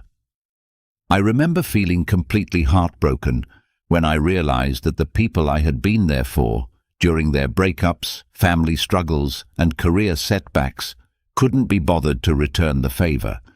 It was a painful wake-up call, but also a valuable lesson. Nothing reveals the true nature of a relationship like a crisis. When things get tough, you find out who your real friends are. So what does it say about someone when they vanish the moment you need them most? It's not just a sign of flakiness, it's a neon warning that they're not as invested in you as you might have thought. I learned this the hard way during a particularly rough patch in my life. I was facing a major personal issue that really shook me to my core. Naturally, I turned to the people I considered close friends, expecting some level of support, even if it was just a text or a quick call. But guess what? Crickets. The people I thought would be there for me suddenly had every excuse in the book. I'm so swamped at work. Sorry, I'm really busy right now. I'll check in with you later. Spoiler alert, they never did. The controversial truth. People love to talk about how they'll always be there for you, but when push comes to shove, many of them are only around for the good times. They'll party with you, laugh with you, and enjoy the high points of your life. But the minute things get real, they're nowhere to be found. It's easier for them to ghost you than to deal with your pain or discomfort. Deep down, they don't care enough to be there when it counts. True support isn't about convenience. It's about being there when it's hard, when it's uncomfortable, and when it's the last thing you want to do. The people who disappear when you need them most aren't just being inconsiderate. They're showing you exactly where you stand in their life. They're saying, without words, your problems aren't worth my time. My wake-up call. I remember feeling absolutely gutted when I realized that the people I'd been there for in the past, during their breakups, family dramas, and career setbacks, couldn't be bothered to return the favor. It was a wake-up call, and not a pleasant one, but it was also a lesson I needed to learn. Not everyone who smiles in your face is truly in your corner. The deep message: support is the foundation of any meaningful relationship. It's easy to be around when everything's going well, but the real test of a relationship is how people respond when things fall apart. If someone disappears the moment you need them, they're not just failing you, they're showing you that they were never really there in the first place. Don't let their absence make you bitter. Let it make you better. Use it as a filter to sift out the people who don't deserve a place in your life. The ones who stick around, check in and show up, even when it's inconvenient, those are the people who truly matter. These are the relationships you should nurture and cherish. Life is too short to invest in fair-weather friends. Surround yourself with people who will stand by you in the storm, not just bask in the sunshine. When you find those rare individuals who stick around when the chips are down, you've found something worth holding on to. And as for those who disappear, let them go. They've already shown you their true colors. 7. They gossip about you behind your back. Gossip is the social poison that spreads faster than wildfire and can burn down relationships in an instant. The thing about gossip is that it's never as innocent as people often make it out to be. When someone you consider a friend talks behind your back, they aren't just sharing a harmless story. They're actively sabotaging your trust, your reputation, and your relationship. Let's be real. When someone gossips about you, it's a clear sign that they don't respect you, no matter how friendly they act in person. I've been the subject of gossip before, and let me tell you, it's one of the most gut-wrenching experiences. There was a time when I confided in someone I thought was a close friend about a personal issue. I trusted them to keep it between us, to unload some of the weight I was carrying, but within days, details of that conversation started circulating, twisted and exaggerated. It was like a game of telephone, but instead of the message getting lost, it was being weaponized against me. The person I trusted turned my vulnerability into entertainment for others. People who gossip about you aren't just venting or sharing concerns. They're playing a power game. Gossip is a way for them to elevate themselves while putting you down, all without having to confront you directly. It's cowardly, manipulative, and toxic. They're not just damaging your reputation, they're damaging the very foundation of trust that any real relationship is built on. Let's get one thing straight. People who gossip about others to you will gossip about you to others. It's a pattern, not a one-time thing. I've seen it happen too many times to count. Someone who loves to spill the tea on everyone else will suddenly go quiet when they're around you. Guess what? They're probably spilling your tea when you're not around. Gossip is the worst kind of betrayal because it's done in the shadows without giving you the chance to defend yourself or even know what's being said.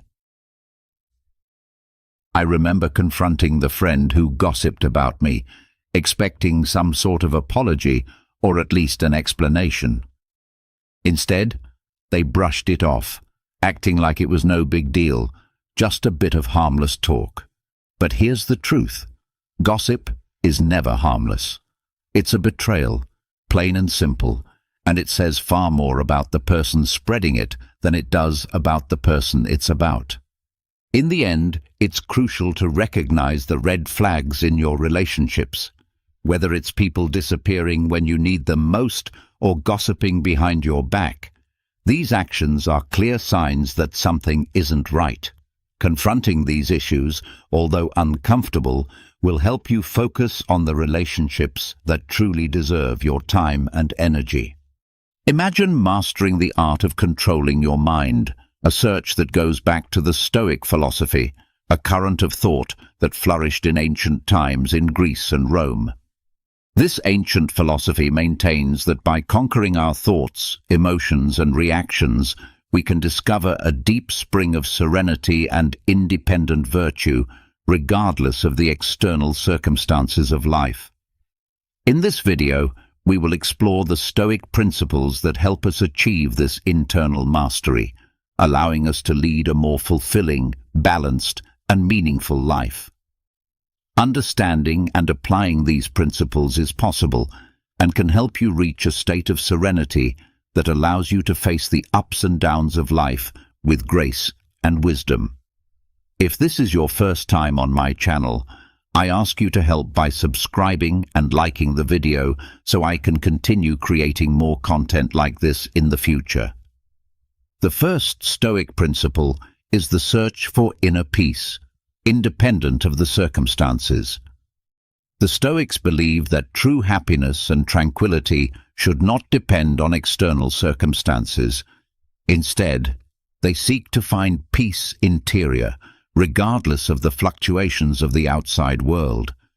This means that no matter what happens around us, we can maintain composure and the virtue of acceptance. Impermanence. The search for tranquility requires acceptance of impermanence. Stoics understand that everything in life is transitory, and clinging to things or inevitably ephemeral situations will lead to suffering. By embracing impermanence, they find a peace that is not shaken by changes. Equanimity in the face of adversity. One of the highlights of the search for tranquility is the ability to face adversity with equanimity. The Stoics see difficulties as opportunities for growth, development, resistance, and strengthening the mind's detachment. Disturbing emotions. Tranquility. Interior is achieved through detachment from disturbing emotions such as anger, fear, and despair. The Stoics teach us to recognize these emotions, but not allow them to govern our actions or decisions. To live in accordance with virtue. For the Stoics, the true source of tranquility lies in living in accordance with virtue. When we act with wisdom, courage, justice, and temperance, our conscience is clear and we are not tormented by feelings of guilt, remorse, or repentance. Content with sufficiency. The Stoics promote the idea that the relentless pursuit of more wealth, power, or pleasure often leads to dissatisfaction. Instead, they emphasize the importance of finding contentment with sufficiency, avoiding excessive desires and attachments to material things. Serenity as an ideal. Pursuing inner peace is seen as an ideal that must be pursued. Length of life is not achieved all at once, but is gradually cultivated through self-control, self-discipline, and the constant practice of the Stoic principles of inner freedom. The search for tranquility also is a search for inner freedom. When we are not slaves to our own emotions, desires, and external circumstances, we reach a freedom that allows us to live in agreement with our values and principles. In summary, the search for inner tranquility is one of the central pillars of philosophy. Stoicism involves independence from external circumstances, acceptance of impermanence, detachment from disturbing emotions, and a constant search for virtue. This search leads to a more serene, ethical, and meaningful life, where inner peace is not found in external things, but within ourselves. Let's delve into the second Stoic principle, which deals with the acceptance of what we cannot control. This is one of the fundamental pillars for mastering the mind and living a calmer, wiser life. The second Stoic principle is the acceptance of what we cannot control. The Stoics emphasize the idea that many events and circumstances in life are beyond our direct control. This includes the actions of other people, natural events, the past, and even the future. The key to Stoic serenity is embracing completely this reality and directing our efforts towards what we can control, mainly our own mind and actions. Understanding the Stoic span of control encourages us to create a clear distinction between the scope of control, that is to say, what is within our jurisdiction, and the external scope, that is to say, what is beyond our control. This helps to avoid unnecessary frustrations by recognizing that we cannot change certain things, like the behavior of others or past events. Detachment from unrealistic expectations. We often suffer because of unrealistic expectations. The Stoics advise letting go of excessive expectations and accepting reality as it is. This does not mean that we should be indifferent, but we must maintain our expectations aligned with what is possible and reasonable. Serene confrontation of adversity. By accepting that adversity is part of life, the Stoics develop resilience and courage to face challenges with serenity. Instead of rebelling against difficulties, we can see them as opportunities to grow and learn. Focus on reaction, not action.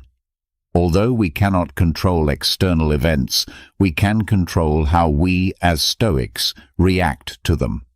They emphasize that our ability to choose our responses is one of the greatest gifts of life. Therefore, we must concentrate our efforts on cultivating virtuous responses such as patience, compassion, and wisdom. Detachment from the past and the future. Constantly worrying about the past and the future can prevent us from living fully in the present. The Stoics remind us that the past cannot be changed and the future is uncertain. It is therefore wise to focus our attention on the here and now, where we can really make a difference. Acceptance of what we cannot control, combined with the constant search for virtue and self-transformation, is one of the paths towards inner peace and wisdom. Stoicism enables us to face the uncertainties and challenges of life in a more balanced and resilient way, allowing us to live in accordance with the Stoic principles of a virtuous life. The third Stoic principle is the practice of virtue as good supreme. The Stoics identified 4 cardinal virtues that serve as pillars for living virtuously. These virtues are wisdom, Sophia, courage, Andrea, justice, Dikaiosina, and temperance, Sophrosina. Each one of them plays an important role in the search for the good life. Wisdom, Sophia. Wisdom is the search for knowledge and understanding of the nature of the world and human nature. This implies the search for truth, self-awareness, and the ability to discern what is truly valuable in life. Courage, Andrea. Courage is the virtue that allows us to face fear and act justly, even in the midst of danger or adversity. The Stoics believed that courage was intrinsically linked to wisdom, since it requires discernment to face dangers appropriately. Justice, Dikaiosine. Justice involves acting with impartiality, equity, and respect for the rights of others.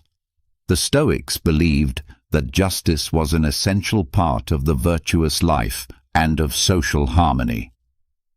Temperance, Sophrosina. Temperance is the control of desires and appetites, avoiding excess and unbridled indulgence. It also includes the domain over emotions and the ability to maintain serenity in all situations and circumstances. Continuous practice. The search for virtue is a continuous and challenging journey. The Stoics believed that no one is completely virtuous, but everyone can work to improve these virtues throughout their life. Virtue as a source of happiness. The Stoics taught that true happiness lies in the practice of virtue. By living according to these principles, we can find a deep sense of realization and meaning, regardless of the circumstances. Virtue as a source of self-sufficiency. The practice of virtue also leads to emotional and spiritual self-sufficiency. This means that we do not depend on external things like wealth, status, or approval to find joy and satisfaction. Self-control and self-transformation. The search for virtue requires self-control and self-transformation. It involves recognizing and learning from our imperfections and mistakes and working constantly to be better human beings in search of a meaningful life. The practice of virtue is significant as a path to a meaningful life. It enables us to make ethical decisions, live in harmony with others, and contribute to the common good. In short, the practice of virtue as the good supreme is at the heart of Stoic philosophy. It guides us in the search for wisdom, courage, justice, and temperance as means to lead a virtuous and meaningful life. Stoic virtue is not just an abstract theory, but a set of principles that can be applied in daily life to live with ethics and serenity, regardless of external circumstances. The fourth Stoic principle is the control of emotions. Mastering emotions is essential to achieving serenity and virtue, according to Stoic teachings. The Stoics recognized that emotions can be powerful and often lead us to act impulsively or irrationally. Therefore, they emphasized the importance of controlling emotions in the following ways. Self-awareness. The first step is to cultivate emotional self-awareness, which involves the ability to identify and understand our emotions as they arise. This includes recognizing when we are experiencing emotions such as anger, fear, sadness, or euphoria. Emotional distance. After recognizing an emotion, the Stoics recommend creating a certain emotional distance. Instead of letting yourself go completely with an emotion, they suggest taking a step back and examining the situation in a more objective way, reasoning about it. The Stoics believe that reason should prevail over emotion. This means using the power of rational thinking to evaluate the validity and usefulness of a specific emotion in a given situation. For example, if we are feeling anger, we should question whether anger is justified and if acting on it is the appropriate choice of response. Virtuous responses. Once we have evaluated an emotion, we must choose a response that is in line with the principles of virtue.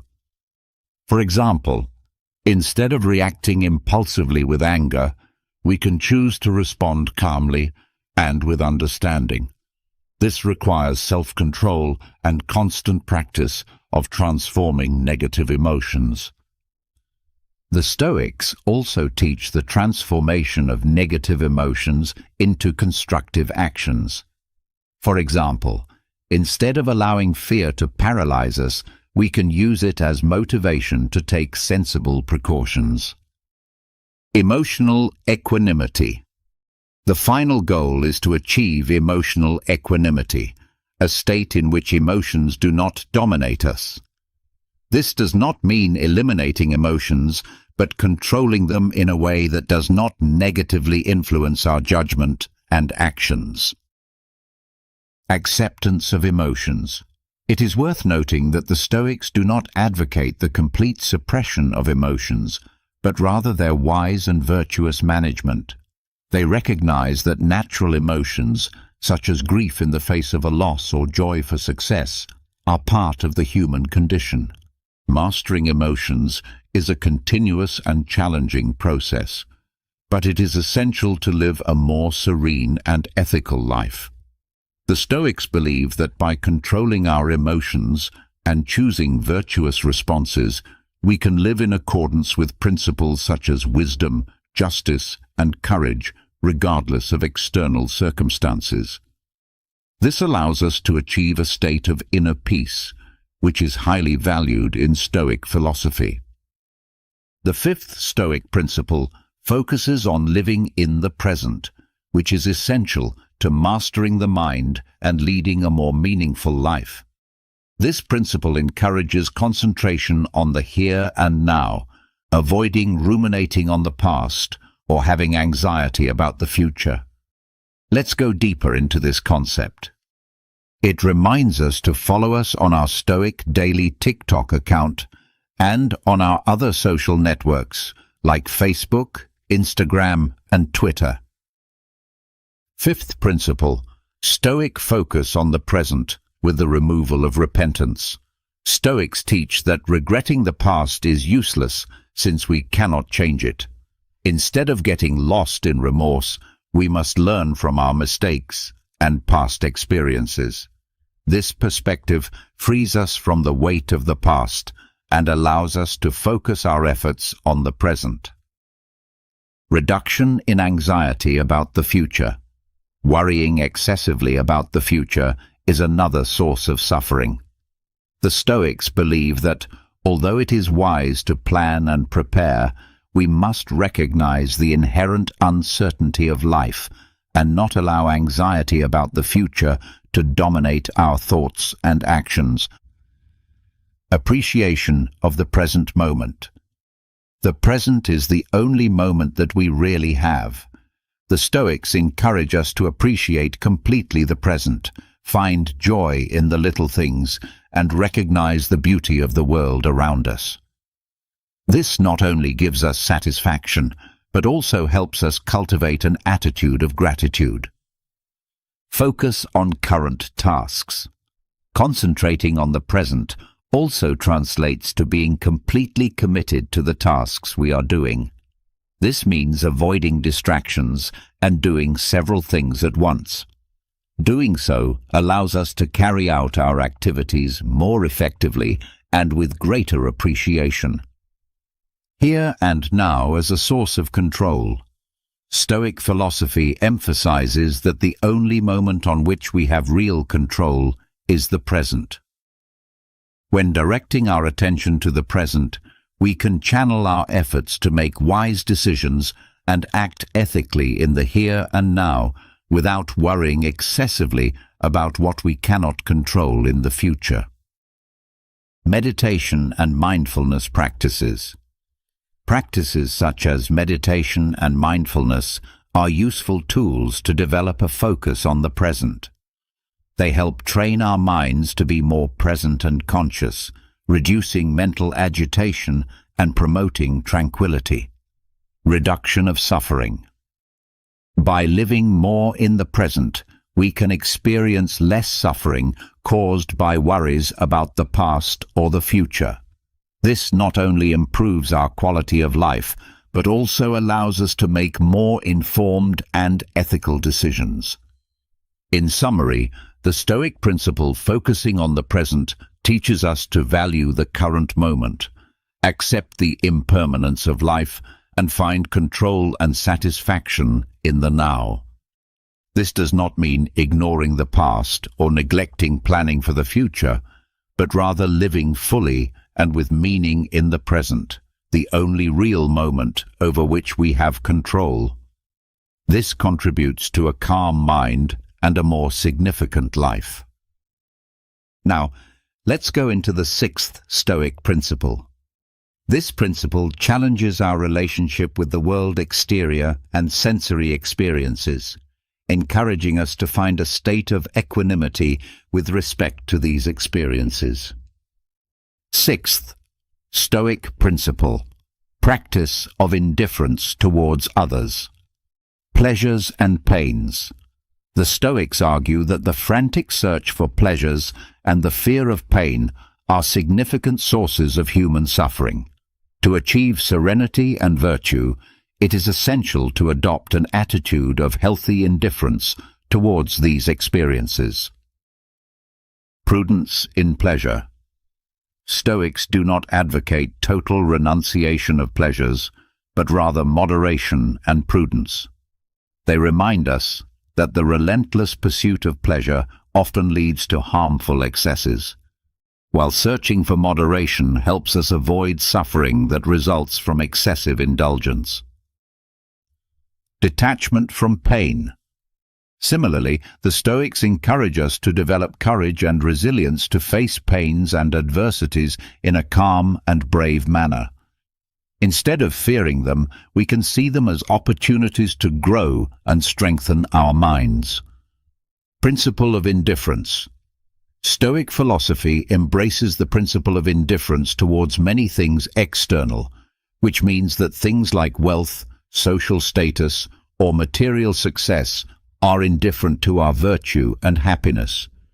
This does not mean that we should not enjoy the good things of life, but we should not deposit our happiness exclusively in them, since they are outside our control. Emotional detachment. The Stoics seek to develop a healthy detachment in emotional response to external circumstances. This means that we should not let ourselves be dominated by our emotions in response to gains or losses. Instead, we must cultivate an inner peace that remains constant regardless of external changes. Focus on virtue. According to the Stoics, the true source of contentment and happiness lies in the pursuit and practice of virtue. By prioritizing wisdom, courage, justice, and temperance in our lives, we find a kind of pleasure more lasting and significant than the one offered by the ephemeral pleasures of the senses. Self-control practice. The indifference to pleasures and pain requires a high level of self-control. This implies not being slaves to our desires and not being dominated by fear of pain. When developing this self-discipline, we can make more rational and ethical decisions. In summary, the practice of indifference towards pleasures and pains is an essential part of Stoic philosophy that teaches us to find a healthy balance with sensory experiences and external events. This allows us to avoid excesses that often lead to suffering and find a deeper source of contentment in the search for virtue and self-transformation, helping us live a longer, more balanced and serene life. Now, let's explore the seventh and final Stoic principle: self-knowledge. Self-knowledge is the cornerstone of Stoic philosophy and many other philosophical and spiritual traditions. For the Stoics, understanding oneself is the essential starting point for mastering the mind and therefore life. Seventh Stoic principle: self-knowledge. Constant examination of oneself. Even the Stoics encourage us to engage in honest assessment and continuous self-reflection. This implies observing our own thoughts, emotions, and actions objectively and impartially, like looking in a mental mirror, and recognizing our virtues, defects, and tendencies. Identification of desires and aversions. A fundamental part of this self-assessment is recognizing our desires and aversions. We are often dominated by irrational desires or unfounded aversions that cause suffering. By identifying them, we can begin to question their validity and work to control them. Reflection about our values. The Stoics tell us to reflect on our values and principles, what is really important for us, and what we are looking for in life. This type of reflection helps to align our actions with our values, promoting more significant self-acceptance and constructive self-criticism. Self-knowledge also involves the ability to accept ourselves as we are, with all our imperfections. However, this does not mean complacency, but rather recognizing the areas where we can improve and grow. Avoid self-deception. The Stoics warn us against self-deception, which is the tendency to justify our actions and rationalize harmful behaviors. Through self-knowledge, we can detect when we fall into this type of trap. Mental continuous improvement. Self-knowledge is not an end in itself, but a means to achieve self-transformation and continuous improvement.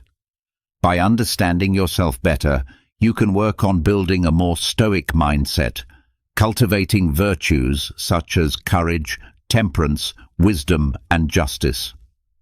In short, self-knowledge is the solid foundation on which Stoic philosophy builds.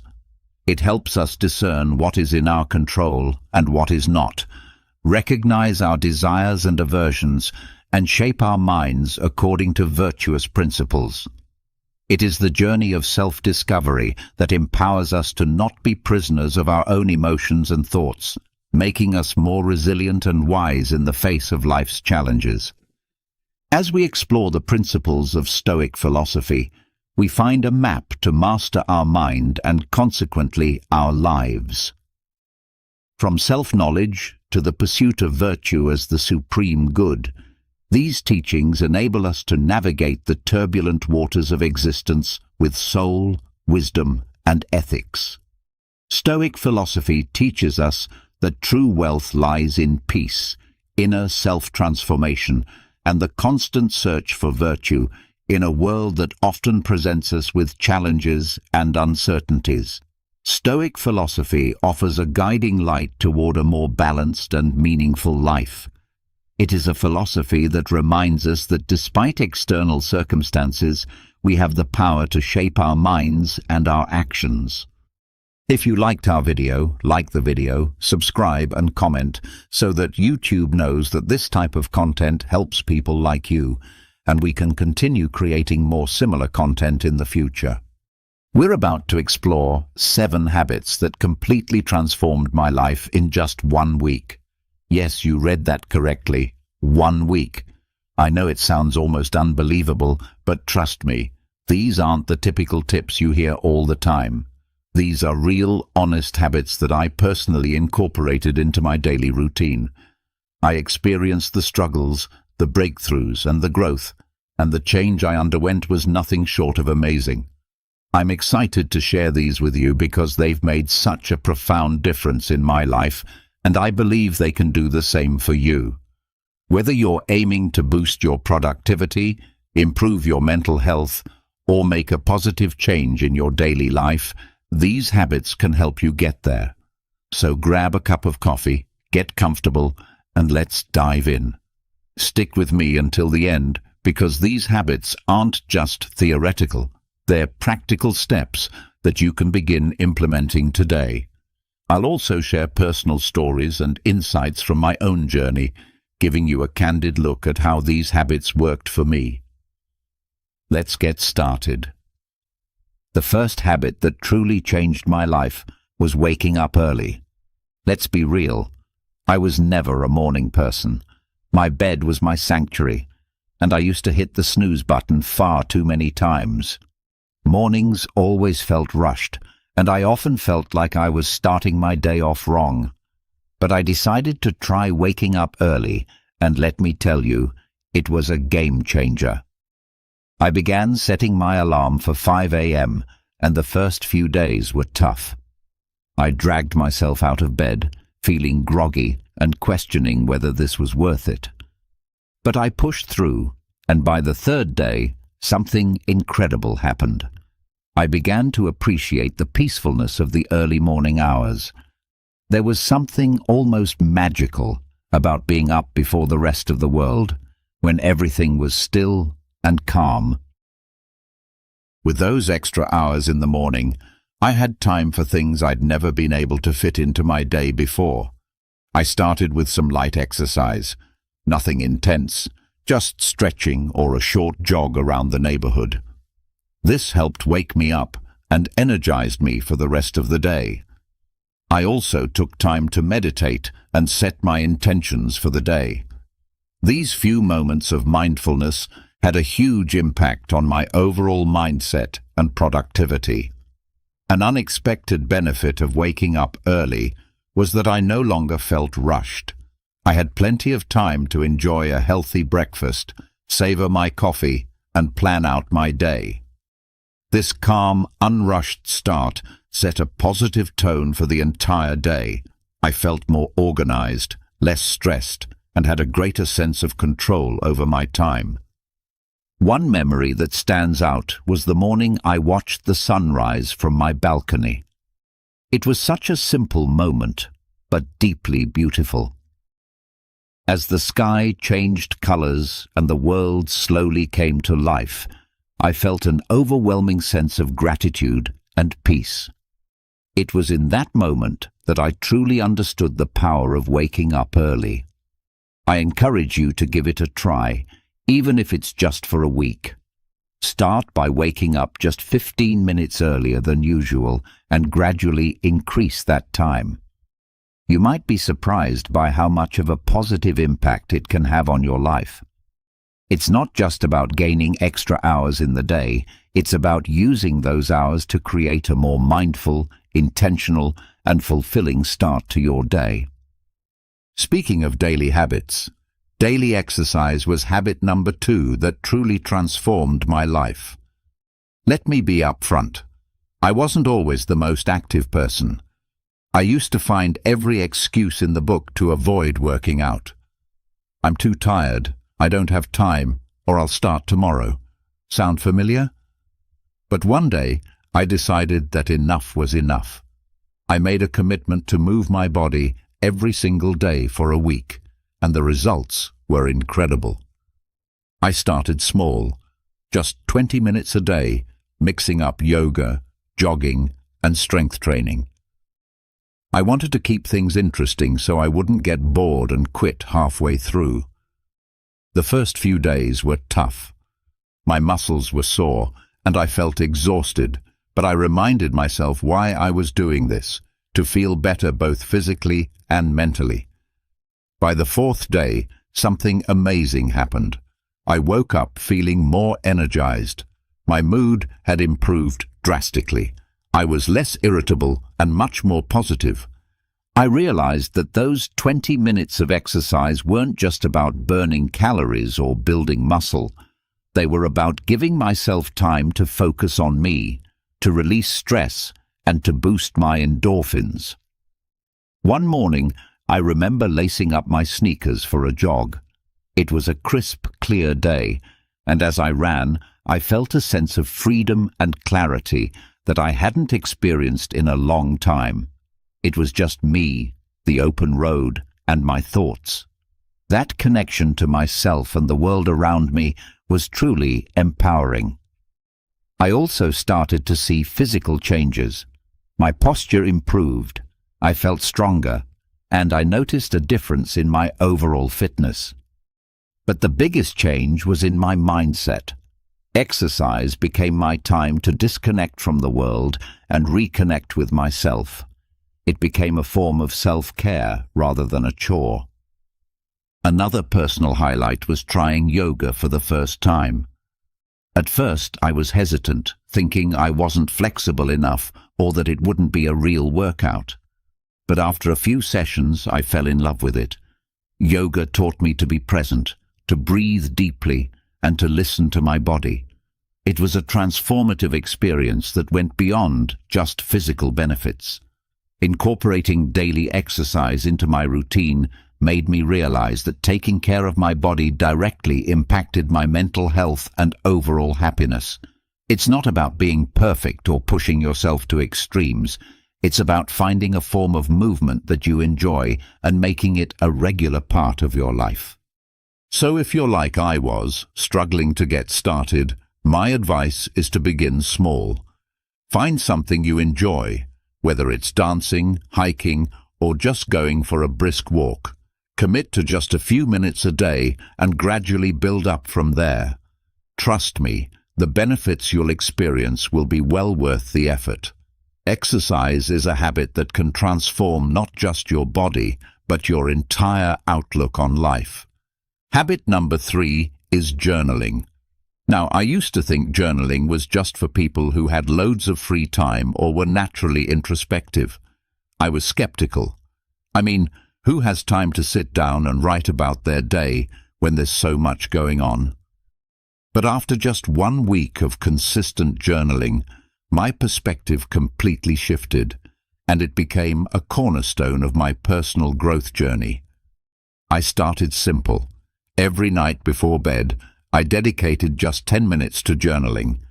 I bought a plain notebook and a pen that felt comfortable in my hand.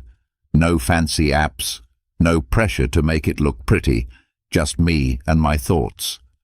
The first night I sat down to write, I didn't know where to begin.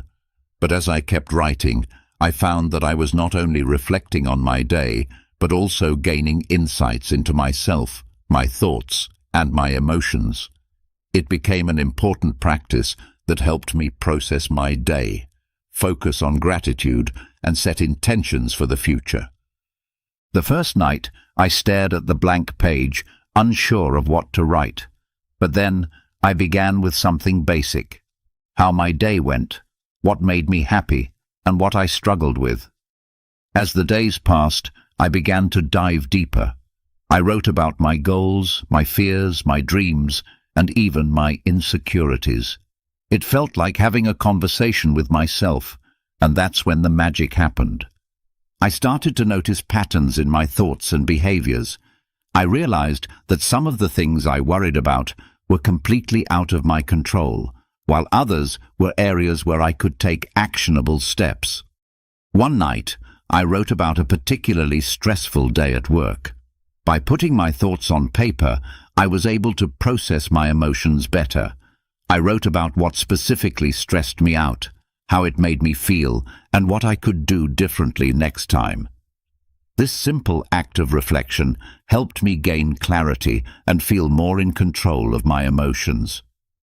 Another powerful aspect of journaling was tracking my progress. I noted down small victories and milestones, no matter how minor they seemed.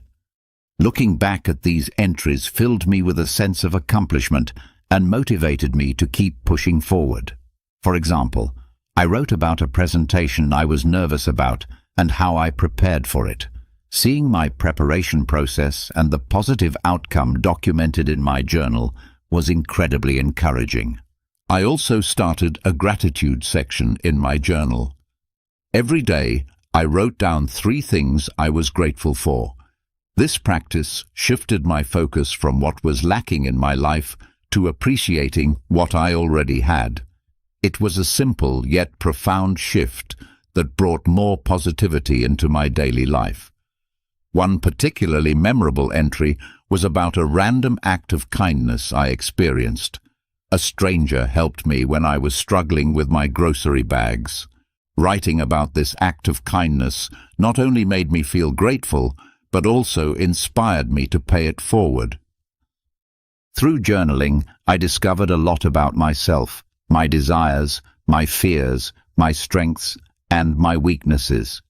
It became a form of therapy, a way to untangle the complex web of thoughts and emotions that we all carry around.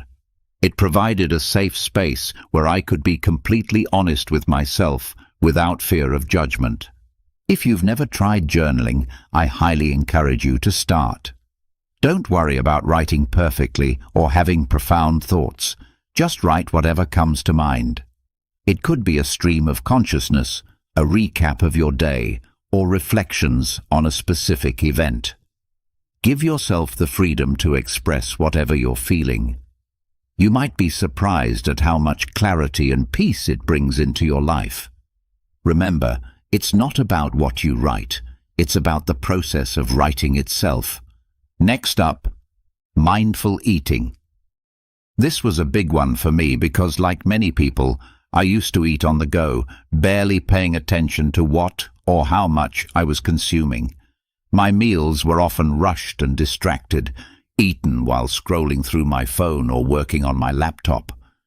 I didn't realize how much this was affecting my overall well-being until I decided to give mindful eating a try for 1 week. Mindful eating is all about paying full attention to the experience of eating and drinking, both inside and outside the body. It's about savoring each bite, noticing the flavors, textures, and even the sounds of your food. So, I made a commitment to eat all my meals mindfully. I started by setting the scene for my meals. I cleared my dining table, set a nice place for myself, and removed any distractions. No phone, no TV, no laptop. At first, it felt a bit strange to sit quietly with my meal, but it quickly became a calming ritual. I began each meal with a few deep breaths to center myself and bring my focus to the present moment. One of the first things I noticed was how much more I enjoyed my food. I took the time to really taste and appreciate each bite. Foods I had eaten hundreds of times before suddenly had new, delightful flavors and textures that I had never really noticed.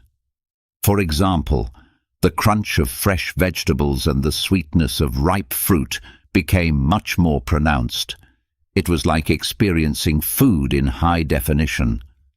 Another major change was how much more satisfied I felt after meals.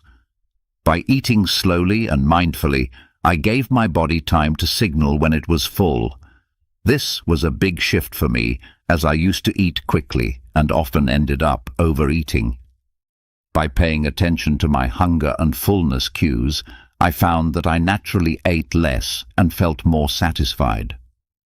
One memorable experience was with a simple bowl of oatmeal. Normally, I would wolf it down without a second thought, but this time I took it slow, savoring the creamy texture and the subtle sweetness of the honey I drizzled on top. It became a moment of gratitude and mindfulness that set a positive tone for the rest of my day. I also started to notice how different foods made me feel.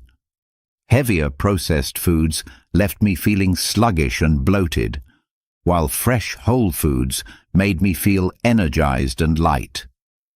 This awareness led me to make healthier choices naturally, without feeling deprived or restricted. Another aspect of mindful eating is being aware of the emotional connections we have with food. I started to recognize when I was eating out of boredom, stress, or emotional comfort, rather than true hunger. This awareness was powerful. Instead of mindlessly snacking, I could address the underlying emotion. Maybe I needed a break, some relaxation, or a chat with a friend, rather than a bag of chips. There was one particular evening when I had a craving for something sweet after dinner. Instead of automatically reaching for dessert, I paused and asked myself if I was truly hungry or just seeking a reward after a long day.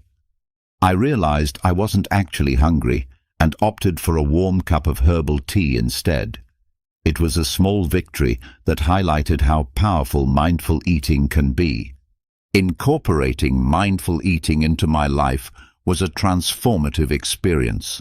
It helped me develop a healthier relationship with food, improved my digestion, and even enhanced my overall sense of well-being. It's a habit I've continued beyond that initial week, and I can't recommend it enough. If you're interested in trying mindful eating, start with just one meal a day. Sit down without distractions, take a few deep breaths, and savor each bite.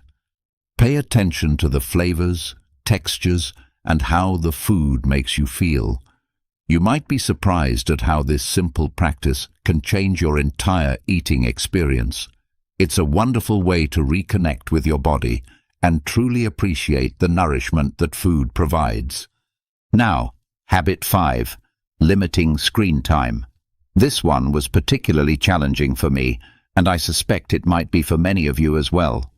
We live in a digital world, and it's so easy to get sucked into endless hours of scrolling through social media, binge-watching shows, or checking emails. I realized that all the screen time was taking a toll on my mental health, productivity, and even my sleep. So, I decided to set some boundaries and see what happened. First, I set a daily limit of 1 hour for non-work-related screen time. This meant no mindless scrolling through Instagram, no endless YouTube marathons, and no late-night TV binges. It was tough at first. I had become so accustomed to filling every spare moment with screens, but I knew I needed to make a change. The first thing I noticed was how much more time I had in my day. I hadn't realized how much of my time was being eaten up by screens until I consciously limited it. With those extra hours, I found myself rediscovering old hobbies and interests that I had neglected. I picked up a book I had been meaning to read, started doodling and drawing again, and even tried my hand at cooking new recipes. One evening, instead of watching TV after dinner, I decided to take a walk in the park. The fresh air, the sounds of nature, and the simple act of moving my body felt incredibly rejuvenating. It was a stark contrast to the usual screen-induced lethargy. That walk became a cherished part of my daily routine, something I looked forward to and enjoyed immensely. Another significant change was in my sleep quality. I used to take my phone to bed, scrolling through social media or watching videos until I felt sleepy. But this habit often left me feeling wired and restless, leading to poor sleep. By limiting screen time, especially before bed, I found it much easier to wind down and fall asleep. I started a bedtime routine that didn't involve screens, reading a physical book, meditating, or simply reflecting on my day. This change led to deeper, more restful sleep and made a huge difference in my overall energy levels. I also noticed improvements in my mental health. Without the constant barrage of news updates, social media comparisons, and digital distractions, I felt less anxious and more present. I was more focused during conversations, more attentive to the people around me, and more engaged in my daily activities. It was like a fog had lifted, allowing me to see and experience life more clearly. One particularly memorable day was when I spent an entire afternoon at a local cafe with just a notebook and a pen. I wrote down my thoughts, planned some goals, and even sketched a bit. It was such a peaceful and productive time, free from digital interruptions. I felt more connected to myself and my surroundings in a way that screens had never allowed. Of course, there were moments of temptation and slips along the way, but each time I noticed myself reaching for my phone out of habit, I gently reminded myself of the benefits I was experiencing and redirected my focus to something more fulfilling. Limiting screen time isn't about completely eliminating technology from your life. It's about creating a healthier balance and being more intentional with your time. If you're feeling overwhelmed or disconnected, I encourage you to try setting some screen time boundaries. Start small, maybe with an hour less each day, and gradually increase it. Use that extra time to reconnect with yourself, your loved ones, and the world around you. You might be surprised at how much richer and more fulfilling life can be when you step away from the screens and engage more with the real world. All right, everyone, that wraps up our journey through the 7 habits that dramatically changed my life in just 1 week. It's been an incredible experience, not just implementing these habits, but also sharing them with you. Each of these habits has the power to bring about significant positive changes, and I truly believe that if they worked for me, they can work for anyone. If any of these habits have inspired you, I encourage you to try them out for yourself. Start small, maybe with just 1 habit, and see how it feels. Adjust according to what suits your lifestyle and needs. Remember, the goal isn't perfection. It's progress. It's about making small, manageable changes that, over time, lead to substantial transformations. I'd love to hear about your experiences, so please drop a comment below sharing which habit you're thinking of adopting or any questions you might have about getting started. Your feedback and stories are what make this community so amazing and supportive. And if you found this video helpful, don't forget to like, subscribe, and hit the notification bell so you won't miss any of our future content. We have lots more insights and tips coming your way that you won't want to miss. Sharing this video with friends or family who might benefit from these habits could also make a huge difference in their lives. Thank you so much for watching, and remember, small changes lead to big results. Let's keep growing, keep evolving, and turn our everyday routines into powerful moments of self-improvement. See you in the next video. Stay awesome, everyone. Imagine this. Right now, you have the power to turn your greatest challenges into your most meaningful successes. But how, you may wonder? Today, we're diving into Stoicism, an ancient philosophy that has helped people overcome adversity and find peace in the midst of chaos for centuries. Think back to a time when you faced a situation that tested your patience or shook your confidence. How did you react? Were you controlled by your immediate emotions, or did you choose a response aligned with your core values and beliefs? This is where Stoicism comes in, guiding us to approach life's challenges with courage, wisdom, and composure. Today, we'll explore a powerful idea with ancient roots that is just as relevant today: the practice of training your mind to respond, not react. This isn't just about staying calm in difficult situations. It's about developing a deep awareness and being fully present in the moment. This helps you move through life's ups and downs with intention and grace.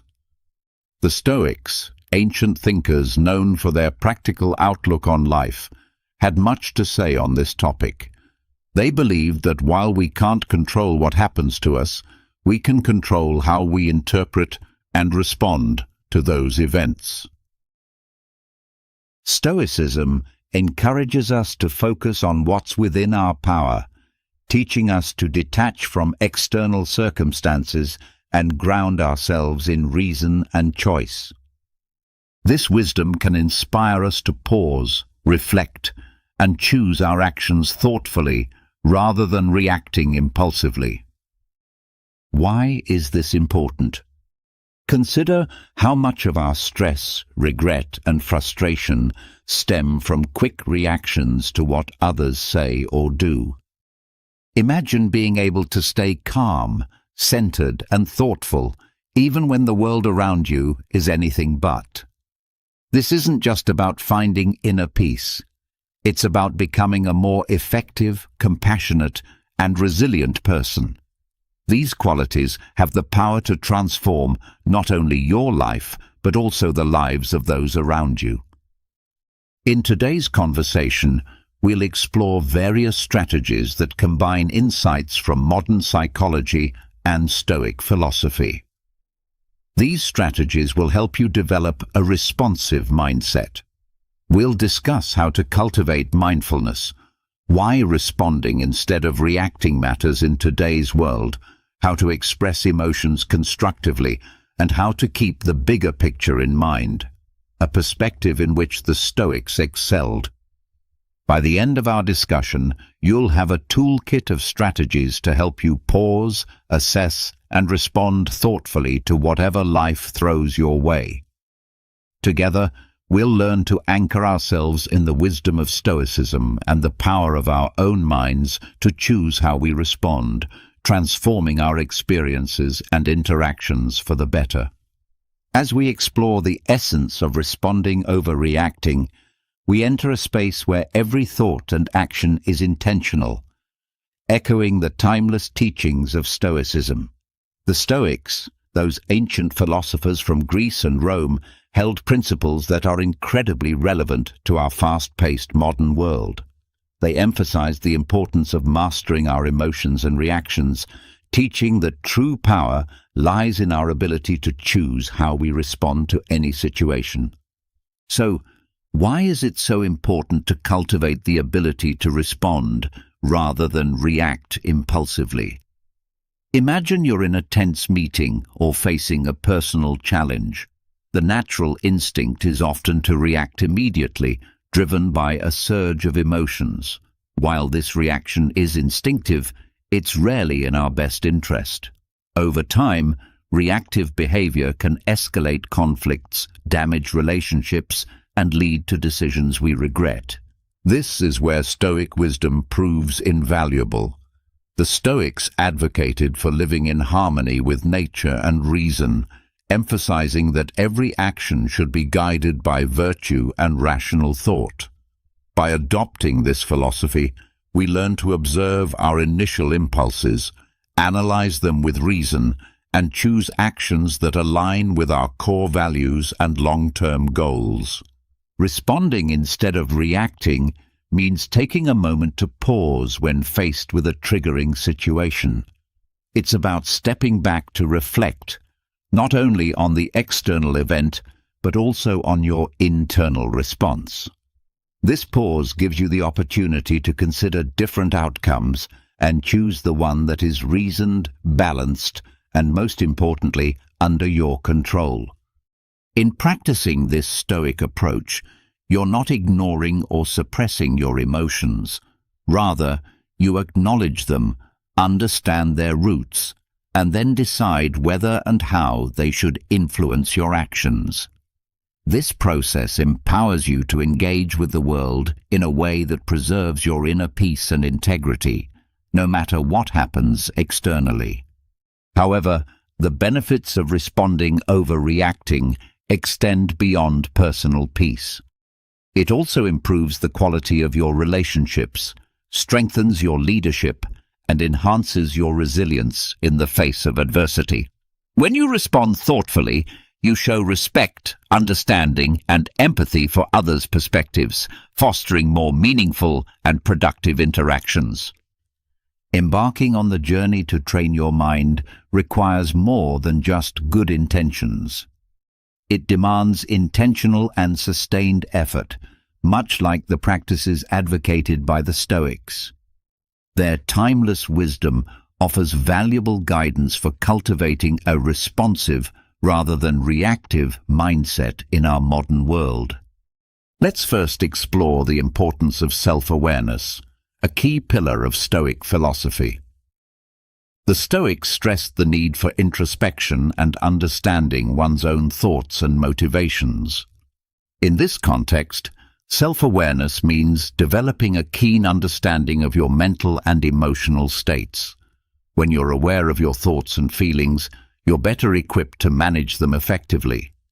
This heightened awareness helps you recognize the onset of emotional reactions and take the crucial first step toward choosing a more reasoned response. Next, we'll explore the practice of pausing, a simple yet powerful strategy.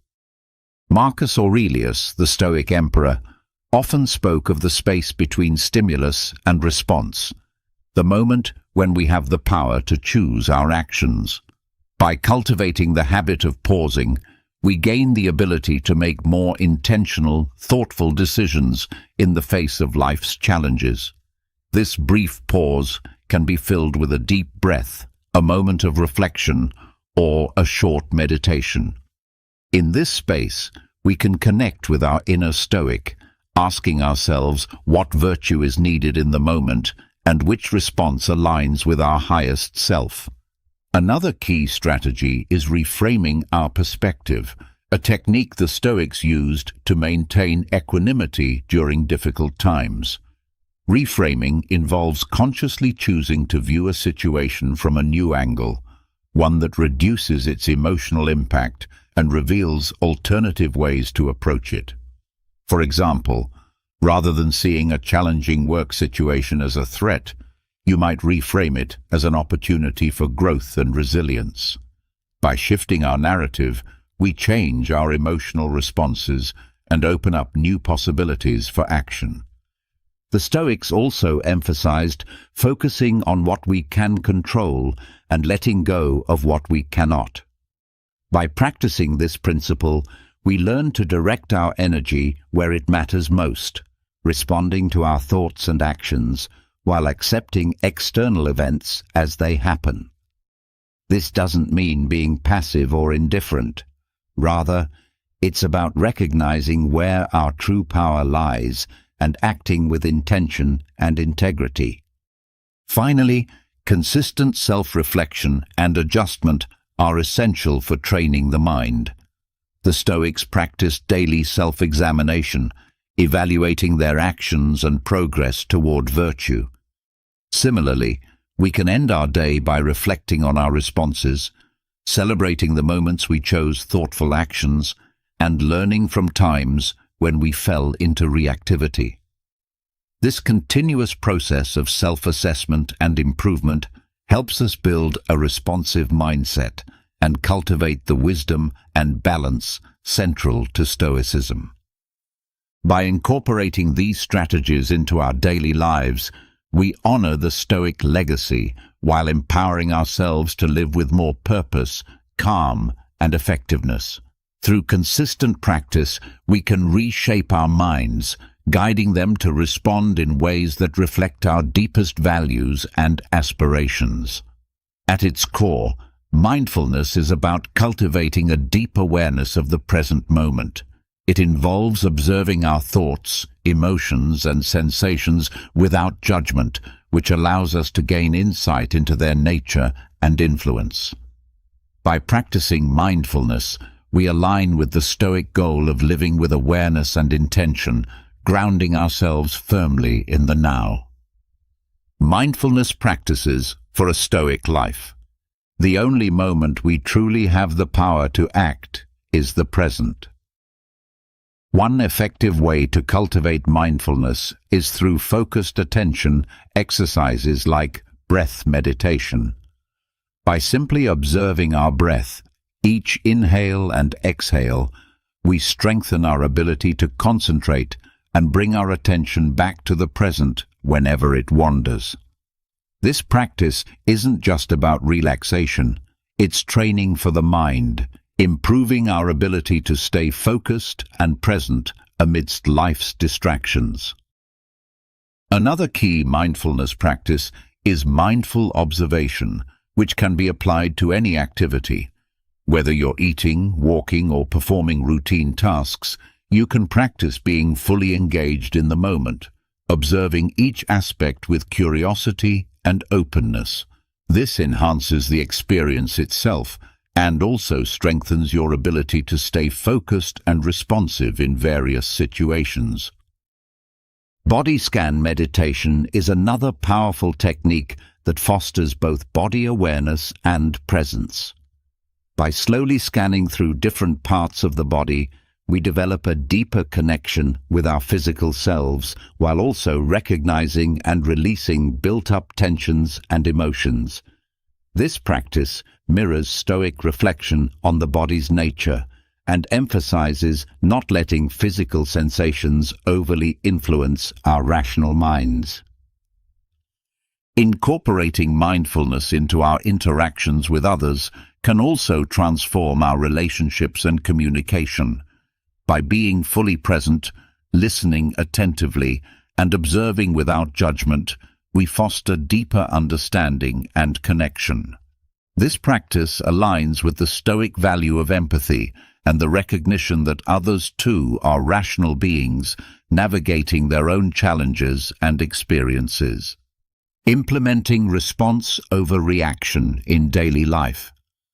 By embracing these mindfulness practices, we follow a path laid out by the Stoics, one that leads to greater clarity, tranquility, and effectiveness in our actions. As we cultivate a mindful presence, we equip ourselves with the tools to respond to life's challenges with grace, wisdom, and composure, embodying the best of Stoic-inspired living. Let's now shift our focus to the practical application of the mindfulness and Stoic insights we've gained, aiming to create a lifestyle where thoughtful responses take precedence over impulsive reactions. The goal of practicing response over reaction is not about suppressing our natural instincts. Instead, it's about deepening our engagement with life in line with the Stoic virtue of living with intention and rational thought. To truly embody the principles we've discussed, it's essential to establish daily practices that help us respond thoughtfully. Picture yourself in a challenging situation, perhaps a disagreement at work or an unexpected setback. Your immediate impulse might be to react emotionally, driven by frustration or disappointment. However, this is precisely the moment to tap into your Stoic-inspired training, pause, and reflect on the bigger picture. Ask yourself, what would a Stoic philosopher do? This question isn't about suppressing your emotions. Instead, it invites you to engage your rational mind to evaluate the situation objectively and choose a constructive response. The goal is not to eliminate emotions, but to channel them productively, using reason to navigate through them. Acknowledge your feelings, understand what triggered them, and then, with clarity and calm, decide on the best course of action that aligns with your values and goals. In practical terms, this could mean taking a brief walk to clear your mind before replying to a provocative email. Or it could involve digging deeper into what's truly bothering you in a conflict, addressing the root causes rather than reacting to surface-level frustrations. Each time you choose to respond instead of react, you're reinforcing a pattern of thoughtful engagement with life's challenges, building resilience, and fostering a greater sense of peace and satisfaction. Integrating this approach into your daily routine amplifies its impact. Start your day by reflecting on your intentions, reminding yourself of your commitment to respond thoughtfully in various situations. Make journaling a regular habit, using it to reflect on your responses, celebrate successes, and identify areas for improvement. Above all, embrace a mindset of continuous learning and growth, recognizing that each day offers a new opportunity to practice and refine your ability to respond rather than react. By committing to this path, you're not simply adopting a strategy for stress reduction or conflict management. You're embracing a way of life that reflects the Stoic pursuit of virtue and wisdom. You're choosing to live intentionally, aligning your actions with your highest ideals. In doing so, you contribute to a more thoughtful, compassionate, and responsive world. The journey from reaction to response is transformative, leading us toward a deeper engagement with both our inner selves and the external world. This is the path that the Stoics walked with dedication, and now, with their wisdom guiding us, we too can navigate life's challenges with grace, equanimity, and rationality, embodying the true spirit of Stoicism in our modern world. The core of our exploration is not just about managing our reactions in isolation, but about integrating a thoughtful, responsive approach into the fabric of our lives. By embracing Stoic principles, focusing on what we can control, acting with reason, and striving for virtue, we empower ourselves to face life's challenges with greater calm and purpose. This Stoic-inspired path invites us to view every moment as an opportunity to practice our commitment to responding thoughtfully rather than reacting impulsively. Whether we face daily frustrations, major setbacks, or significant decisions, each situation is a chance to embody Stoic virtues like wisdom, courage, justice, and temperance. By consistently choosing to respond thoughtfully, we not only enhance our own well-being, but also positively impact those around us. Remember, the journey to mastering response over reaction is ongoing, requiring continual learning and growth. Like the Stoics, we must embrace the discipline of self-reflection, regularly assessing our progress and adjusting as needed. This commitment to personal growth not only brings us closer to our ideal selves, but also resonates outward, influencing our relationships, communities, and the broader tapestry of interconnected lives. As we near the end of this journey together, remember, every moment is a choice. Each moment is an opportunity to embody the calm, resilience, and wisdom of Stoicism in the fabric of our lives. Your responses are threads that weave your character with intention and purpose. Now, as we part ways, I encourage you to continue your exploration. Look for suggested videos that dive deeper into the art of living wisely and well. Thank you for joining us at Stoic Journal and embracing the path of mindful response over reactive impulse. May your journey forward be filled with clarity, virtue, and peace. Have you ever experienced a moment of such intense anger that you felt completely out of control? Perhaps when someone said something hurtful or acted in a way that deeply upset you. Have there been days when even a simple glance or a passing remark made it feel as though the entire world was against you? In today's rapidly moving and pressure-filled world, it's incredibly easy to become overwhelmed by negative emotions, from minor irritations to full-blown rage. But is there truly a way to remain steady in the midst of emotional chaos? Is it possible to live a life of calm and composure, untouched by the actions or words of others? Can we really protect our inner peace from external disturbances? Stoicism, an ancient yet deeply relevant school of philosophy, offers profound and enduring wisdom for this very challenge. Thinkers like Marcus Aurelius, Epictetus, and Seneca endured unimaginable hardships, yet they managed to preserve a state of inner calm by embracing the principles of Stoic thought. Today, we'll delve into 7 practical approaches designed not just to help you manage your emotions, but to truly master them, to gain unwavering control over your inner world. What I'm about to share goes far beyond theoretical musings. These are timeless lessons drawn from the depths of Stoic philosophy, carefully transformed into practical insights that you can apply immediately. So I encourage you to stay with me throughout this journey, because even embracing just one of these approaches can lead to a powerful and immediate shift in your life. Let's begin by talking about the idea of embracing willingness in life. One of the foundational principles of Stoicism that leads to deep inner tranquility is the practice of fully accepting whatever life brings our way. Now, this doesn't mean we have to enjoy every situation or agree with everything that happens. Instead, it calls us to meet each circumstance with openness, and a lack of resistance.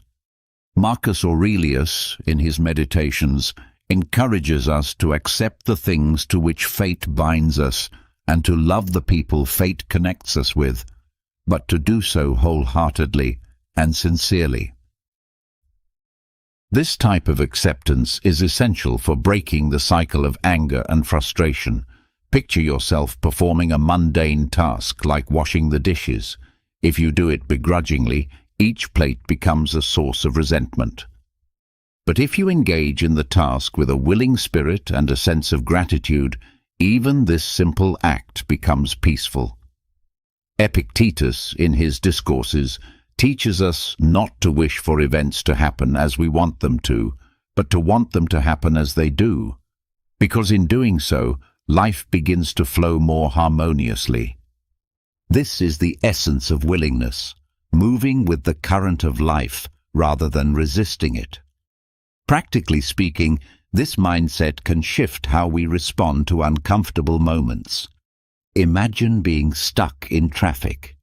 If you allow yourself to dwell in irritation over the delay, your frustration only grows. But if you view the situation as an opportunity to listen to an audiobook, a favorite podcast, or to simply reflect, you instantly take back control over your experience. When we begin to accept life as it is, stress loses its grip on us. A critical part of developing willingness is clarifying our purpose. Instead of chasing fleeting desires or short-term goals, we can focus on a higher vision, a guiding purpose that informs all our actions. Ask yourself, what is the life I am striving to build? What vision am I aligning with? Unlike personal ambitions that might bring momentary satisfaction, a true vision encompasses the entirety of your being. When you live with a grand, meaningful purpose, each action becomes voluntary. You understand that even the hard or unpleasant moments are contributing to something greater. You're no longer just reacting, you're choosing. Think about the difference between doing something out of obligation versus doing something from the heart. If you're meeting a deadline at work under pressure, the task can feel heavy. But when you volunteer to help someone or support a cause you believe in, even the most difficult tasks feel fulfilling. The action may be the same, but the intention transforms your experience. I choose to do this becomes your sanctuary. I have to do this becomes your torment. Try applying this perspective to your daily life. When someone says something offensive, you face a fork in the road. You can let that comment dictate your emotions and lash out in anger, or you can see it as a moment to practice acceptance and inner strength. Remind yourself, this person is acting according to their own character, but I choose not to let it disturb my own. Accepting life's circumstances as they unfold does not mean giving up on self-improvement or letting go of the drive to better your circumstances. Rather, it means recognizing that while some things are beyond your control, your response is always within your power. This understanding is incredibly freeing. It reduces stress and empowers you to focus your energy where it matters most. For instance, if you're criticized at work, you can take it as a personal attack, or you can see it as an opportunity for growth. Your peace of mind isn't determined by what happens to you, but by how you interpret and respond to it. Embracing willingness is a process. It doesn't happen overnight. Start small. Accept when you make a mistake. Welcome life's little challenges as opportunities to strengthen your character. Learn to greet inconveniences with calm and patience. As you gradually develop this mindset, you'll find that anger has less power over you. External circumstances won't shake you as easily. Instead, you'll discover a growing, quiet power within yourself, the kind of power that allows you to live life by your own design. Now let's talk about the second principle, the importance of stopping the habit of judging others. Have you ever paused to reflect on why it's so easy to feel annoyed, frustrated, or angry with the people around you? It often comes down to a simple truth. We are constantly judging others. Think about how many times a day you tell yourself that someone is rude, selfish, slow, or untrustworthy. These judgments don't just affect how we view others, they create emotional turmoil within us. From a Stoic perspective, letting go of judgment is one of the most effective ways to free ourselves from unnecessary emotional suffering. Humans naturally interpret the world through their own subjective lens. When someone acts in a way that doesn't align with our expectations, our instinct is to label them, to assign blame, fault, or flaw. Let's say someone is driving slowly in front of you. The first thought might be that they're being thoughtless or stupid. But what if they're a new driver? Or what if they're driving carefully because they have children in the car? The reality is that external events do not dictate our emotions. It's our interpretation that does. Judging others adds an unnecessary emotional burden. These judgments aren't just passing thoughts. They are seeds that grow into frustration, anger, and resentment. Take, for example, a coworker who often arrives late. If your judgment is that they're lazy or inconsiderate, your irritation will build with each passing day. But if you take a moment to consider that they might be caring for someone who's unwell or facing struggles you don't know about, your attitude softens. This shift in perspective doesn't mean you're excusing poor behavior. It means you're choosing not to let it rob you of your peace.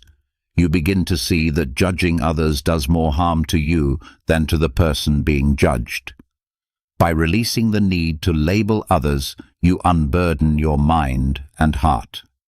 When we stop judging, we open the door to greater compassion, not just for others, but for ourselves as well. Stoicism teaches us that we can't control other people's actions, but we can always choose how we respond. When we judge less and understand more, we create space for patience, empathy, and emotional resilience. This doesn't mean abandoning discernment or allowing others to walk over you.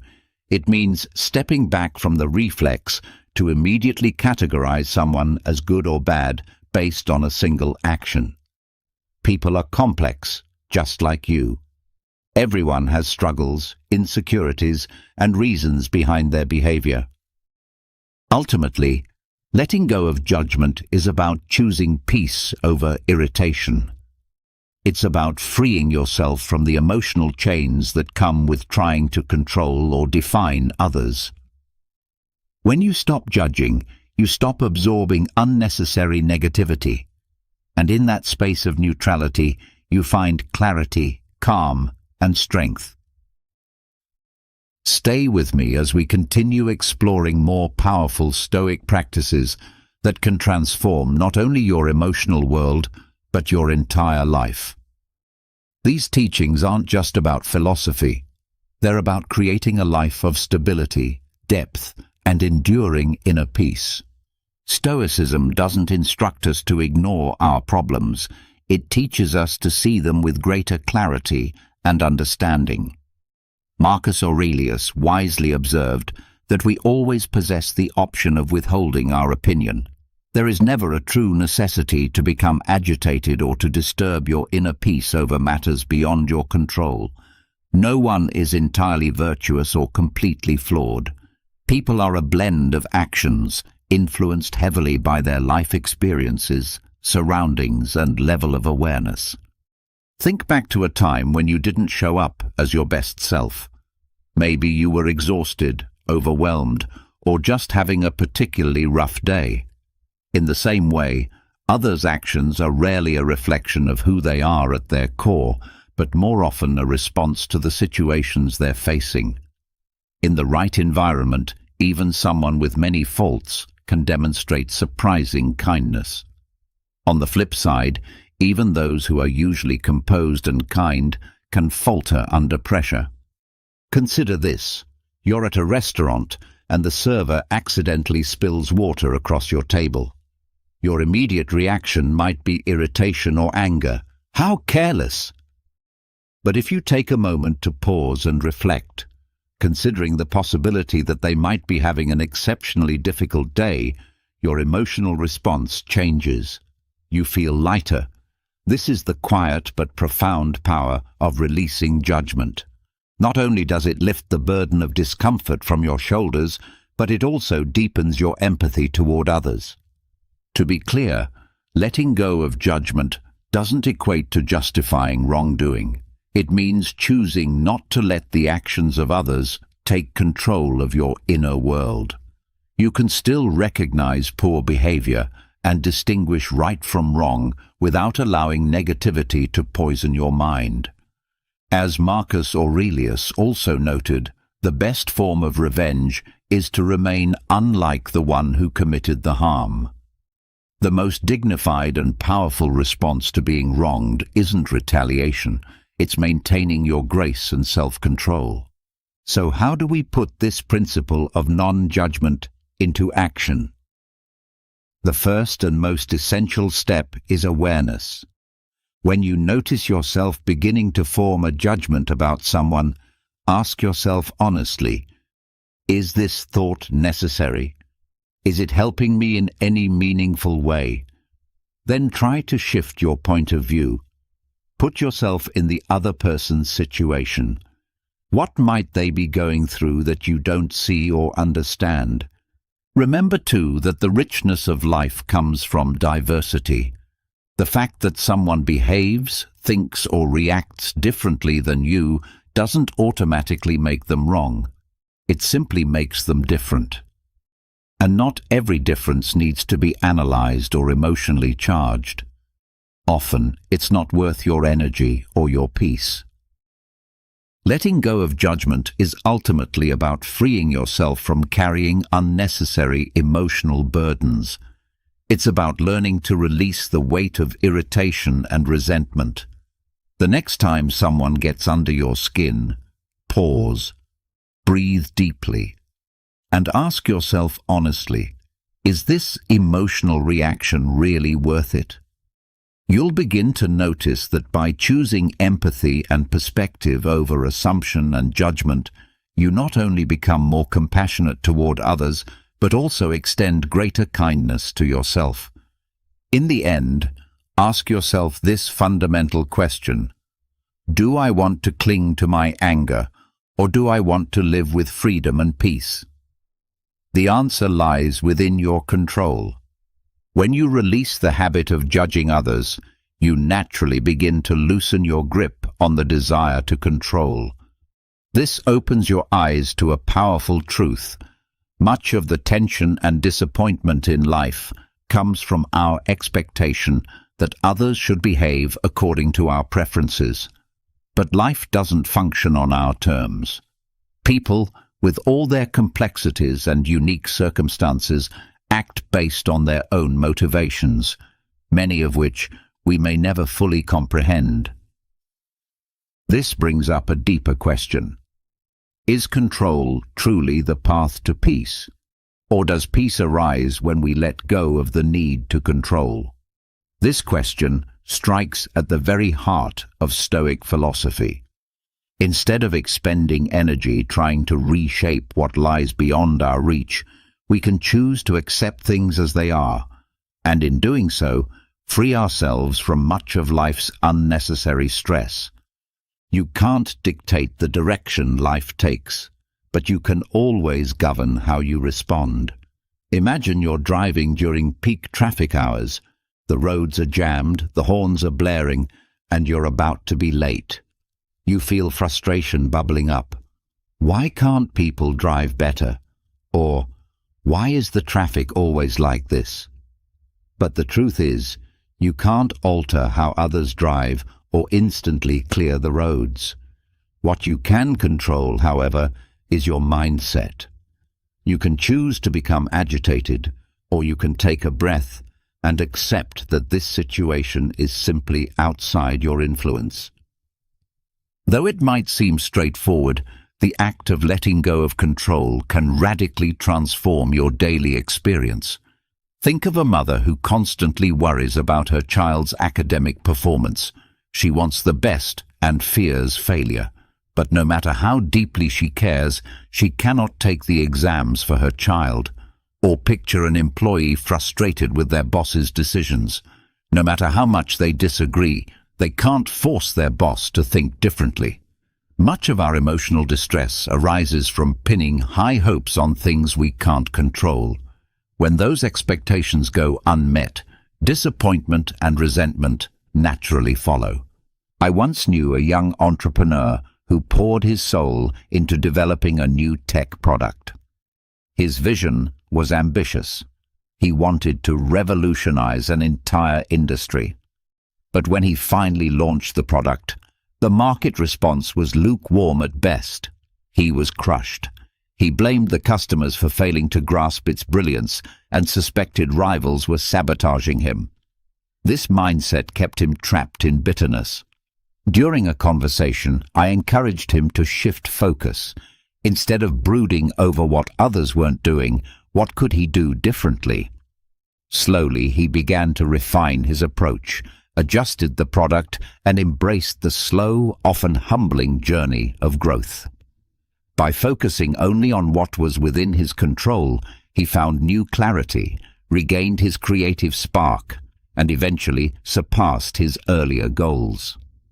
This is the essence of Stoicism in practice, recognizing when you're placing energy into the unchangeable and choosing instead to focus on what you can influence. In moments of stress, ask yourself, is this within my control? Am I improving the situation by reacting this way, or am I making it worse?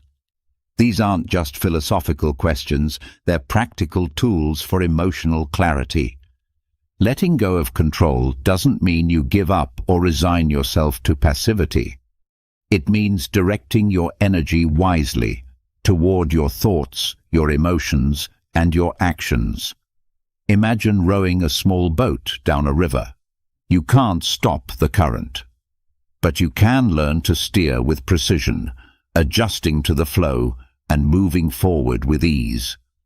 A valuable Stoic practice for this mindset is premeditatio malorum, the premeditation of adversity. Each morning, spend a moment imagining potential setbacks, a delayed train, a cancelled meeting, a friend letting you down.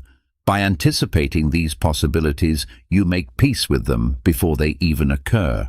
When they do, you'll find yourself far more prepared to accept them calmly. Letting go of control isn't a weakness. It's an extraordinary act of strength. It's a form of freedom. When you stop clinging to what you can't hold, you create space for peace, creativity, and inner power. Begin with small steps. Resist the urge to argue someone into agreeing with you. Stop replaying the past. Stop grasping for guarantees in life. Life is like a river, always flowing, often unpredictable. But when you learn to stop resisting and instead navigate with grace, you discover that peace isn't something you need to chase. It's something you create, moment by moment, choice by choice. When people don't act the way we expect them to, it's easy to feel upset or disappointed. But have you ever paused to wonder why we even expect perfection from others or the world around us? According to Stoic philosophy, this expectation of perfection is not only unrealistic, but also a major source of emotional suffering. The idea that everything should go according to our standards is an illusion, and by recognizing this, we begin to free ourselves from the negative emotions that arise when reality doesn't meet our demands. Reflect on your experiences. Have you ever been let down because a coworker didn't do their part, causing setbacks in your own work? Or maybe you felt hurt when someone close to you didn't keep a promise or said something unkind. These situations are not rare, Yet we often react with the assumption that people should be flawless. But is that a fair expectation? The Stoic philosopher Epictetus teaches that it's not the events themselves that disturb us, but rather our judgments about those events.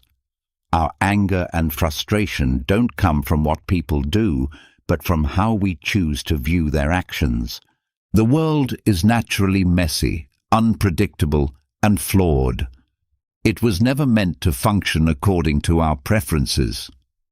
Trying to mold it to our will only leads to suffering. Let's consider a specific case. Imagine you spent days preparing for a vital presentation. You gave it your all, but right before it began, the colleague in charge of the supporting materials made some critical mistakes or left out important content. The initial reaction might be overwhelming frustration. You might think, how could they be so careless after all my effort? But from a Stoic viewpoint, this reaction doesn't serve you. The mistake has already happened, and blaming someone else only increases your distress. A more empowering response would be to ask, what can I do right now to make the best of this situation? Accepting that people make mistakes allows you to stay calm and think clearly, which in turn helps you find better solutions. Stoicism teaches that our focus should remain on what we can control. Marcus Aurelius, the Stoic emperor, advised that we begin each day by reminding ourselves we will likely encounter rudeness, ingratitude, arrogance, betrayal, hostility, and selfishness. These aren't exceptions to the rule, they are part of life. He explained that such behaviors stem from ignorance, from a lack of understanding about what is truly good or bad. By anticipating these imperfections, we mentally prepare ourselves to respond with patience and strength. This isn't about being negative, it's about being realistic and equipping ourselves emotionally to handle life's unpredictability. Embracing the world's imperfections can also change the way we handle everyday conflicts. When someone fails to keep a promise, rather than immediately feeling betrayed, you can remind yourself that everyone is fighting battles you can't see.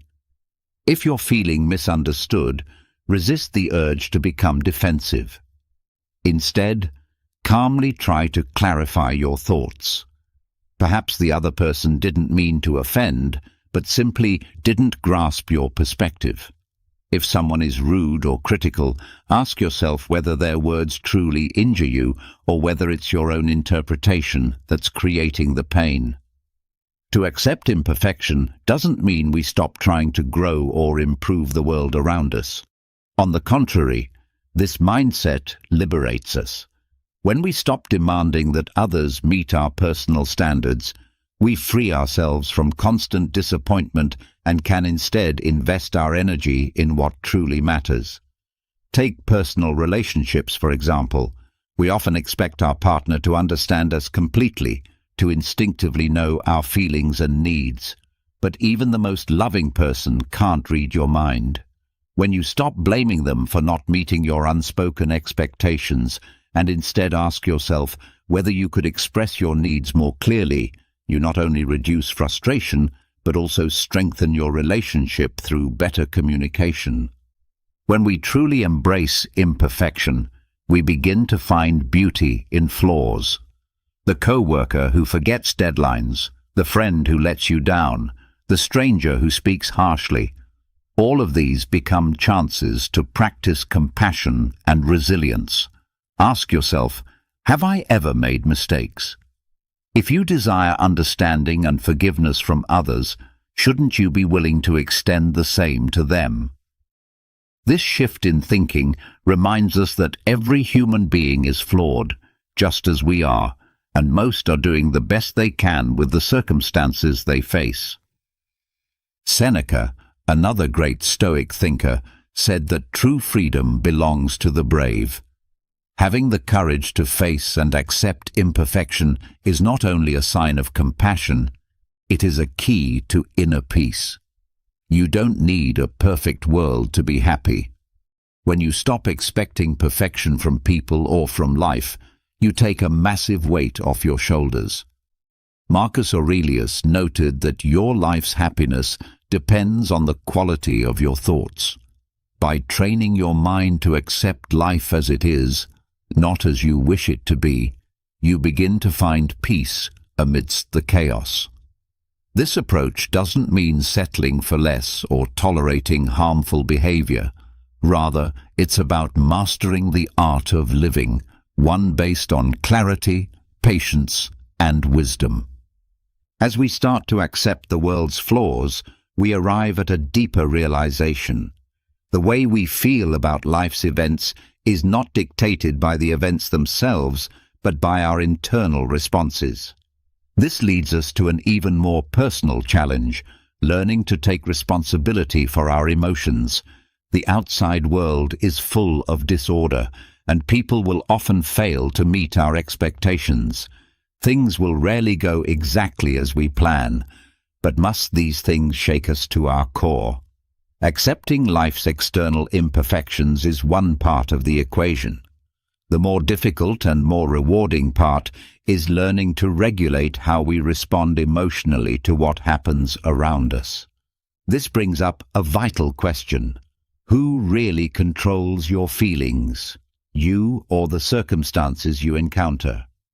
Stoic philosophy urges us to confront this truth head-on.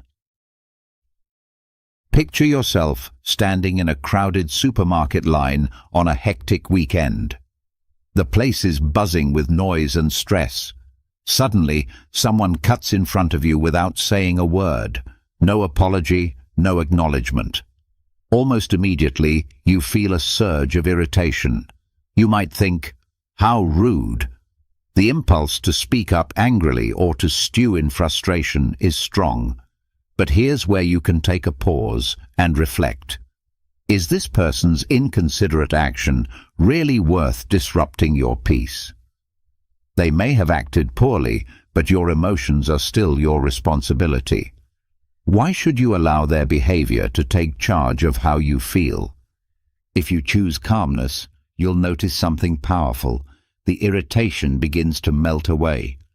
That person may continue without ever realizing what they did, but their behavior no longer has any control over your mood.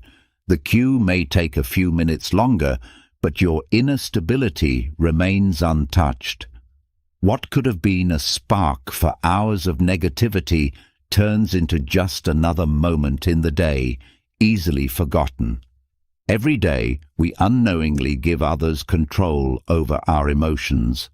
A harsh comment, a dismissive look, or a forgotten favor can make us feel hurt or angry. But why do we give other people such power over our emotional state? Marcus Aurelius, emperor and philosopher, reminded us that we have complete control over our minds, even if we can't control outside events. In that control lies our strength. His insight reveals a timeless truth.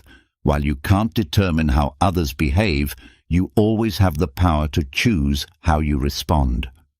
Think back to a time when you were unjustly criticized, maybe at work or by someone close to you. The natural reaction might have been anger, maybe even a desire to defend yourself. But imagine if, in that moment, you had reminded yourself that your value doesn't depend on one person's opinion, and that your peace of mind is not up for negotiation. That would change everything. How can we begin to develop this level of emotional mastery? The answer lies in simple but powerful practices. Start by learning to harness the power of the pause. When something upsets you, resist the immediate impulse to react. Instead, ask yourself a few key questions. Am I overreacting? Or, is this moment really worth disturbing my peace? This brief pause, though seemingly small, creates a vital gap between the trigger and your response. In that space, you gain the ability to make a conscious choice, to choose calm over chaos, wisdom over impulse. Another deeply effective approach, one rooted in ancient Stoic tradition, is to keep a daily journal of your emotions. Each evening, take a few quiet moments to reflect. Ask yourself, what stirred my emotions today? What situations challenged my inner balance? How did I respond, and could I have chosen a wiser response? This daily practice is more than just writing. It's a mirror into your emotional life. Over time, it reveals patterns, moments where you consistently lose your composure, and gives you the clarity and discipline to change your reactions. Slowly but surely, this builds a resilient mindset. Owning your emotions is the cornerstone of a more peaceful life. The truth is, no one can truly make you angry or upset unless you give them that power. The Stoic emperor Marcus Aurelius captured this timeless wisdom when he wrote, "If you are distressed by anything external, the pain is not due to the thing itself, but to your estimate of it, and this you have the power to revoke at any moment." These words are not just theory, they are a call to action. They remind us that emotions, while powerful, are our possession. They are not the result of what someone else says or does, but of how we interpret and internalize the situation. Your peace of mind is your responsibility. When you learn to protect it, fiercely but calmly, you will find that very little in this world can truly disturb your inner spirit. So ask yourself, does this way of thinking resonate with you? If it does, take a moment to like this message and share your own thoughts in the comments. I'd truly love to hear your personal stories and reflections. And if you see things differently, I welcome your perspective as well. Your insights might ignite a meaningful and enriching conversation that helps us all grow. Let's keep growing together as we move forward into the next timeless principle. Lesson number 6.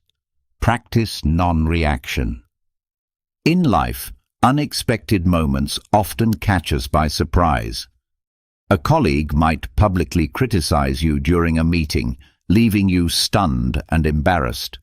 A stranger may rudely cut in front of you in a line you've been patiently standing in. Or someone might throw a sharp and careless remark your way, leaving you feeling offended or even angry. These types of encounters, though they may seem small, can easily shake your mood and stir up feelings of resentment and frustration. But is there a better way to handle such moments? Is there a way to remain grounded and composed, even when others act out of line?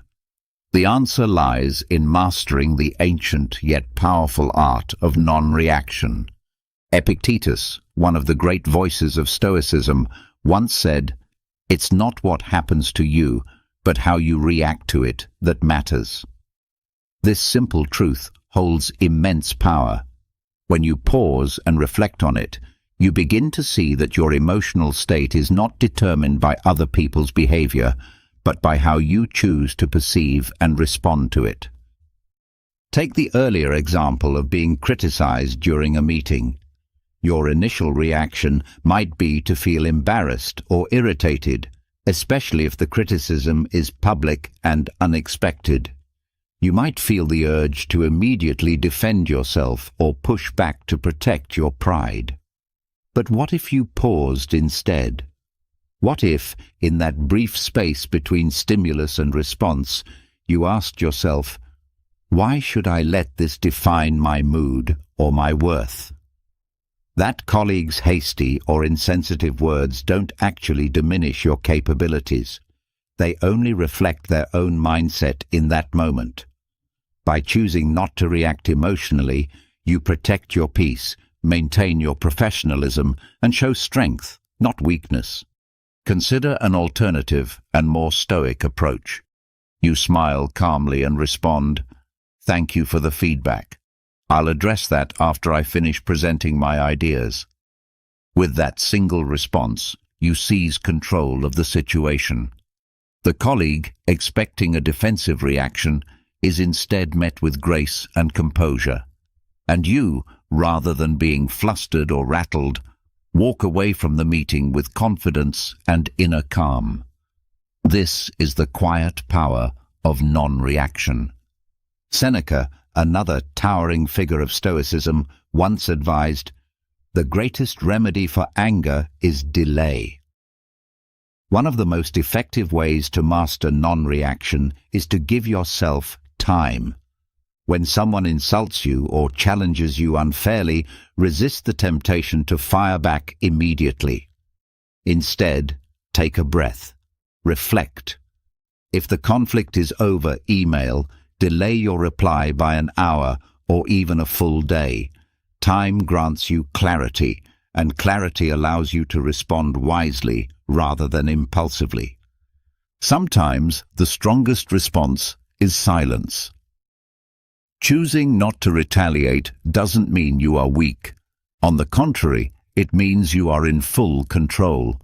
By refusing to be provoked, you remain the master of your inner state. There's a wise old saying, if a donkey kicks you and you kick back, you're both donkeys. This humorous yet profound parable teaches that reacting to negativity with more negativity only pulls you down to the same level. But when you rise above it, when you choose not to engage, you preserve your dignity and your peace. Picture a heated argument. Each word adds fuel to the fire, but then imagine one person stops speaking. They no longer react. Eventually the flames die down. Without fuel, anger cannot survive. The one who steps back from the conflict emerges not as weak, but as wise.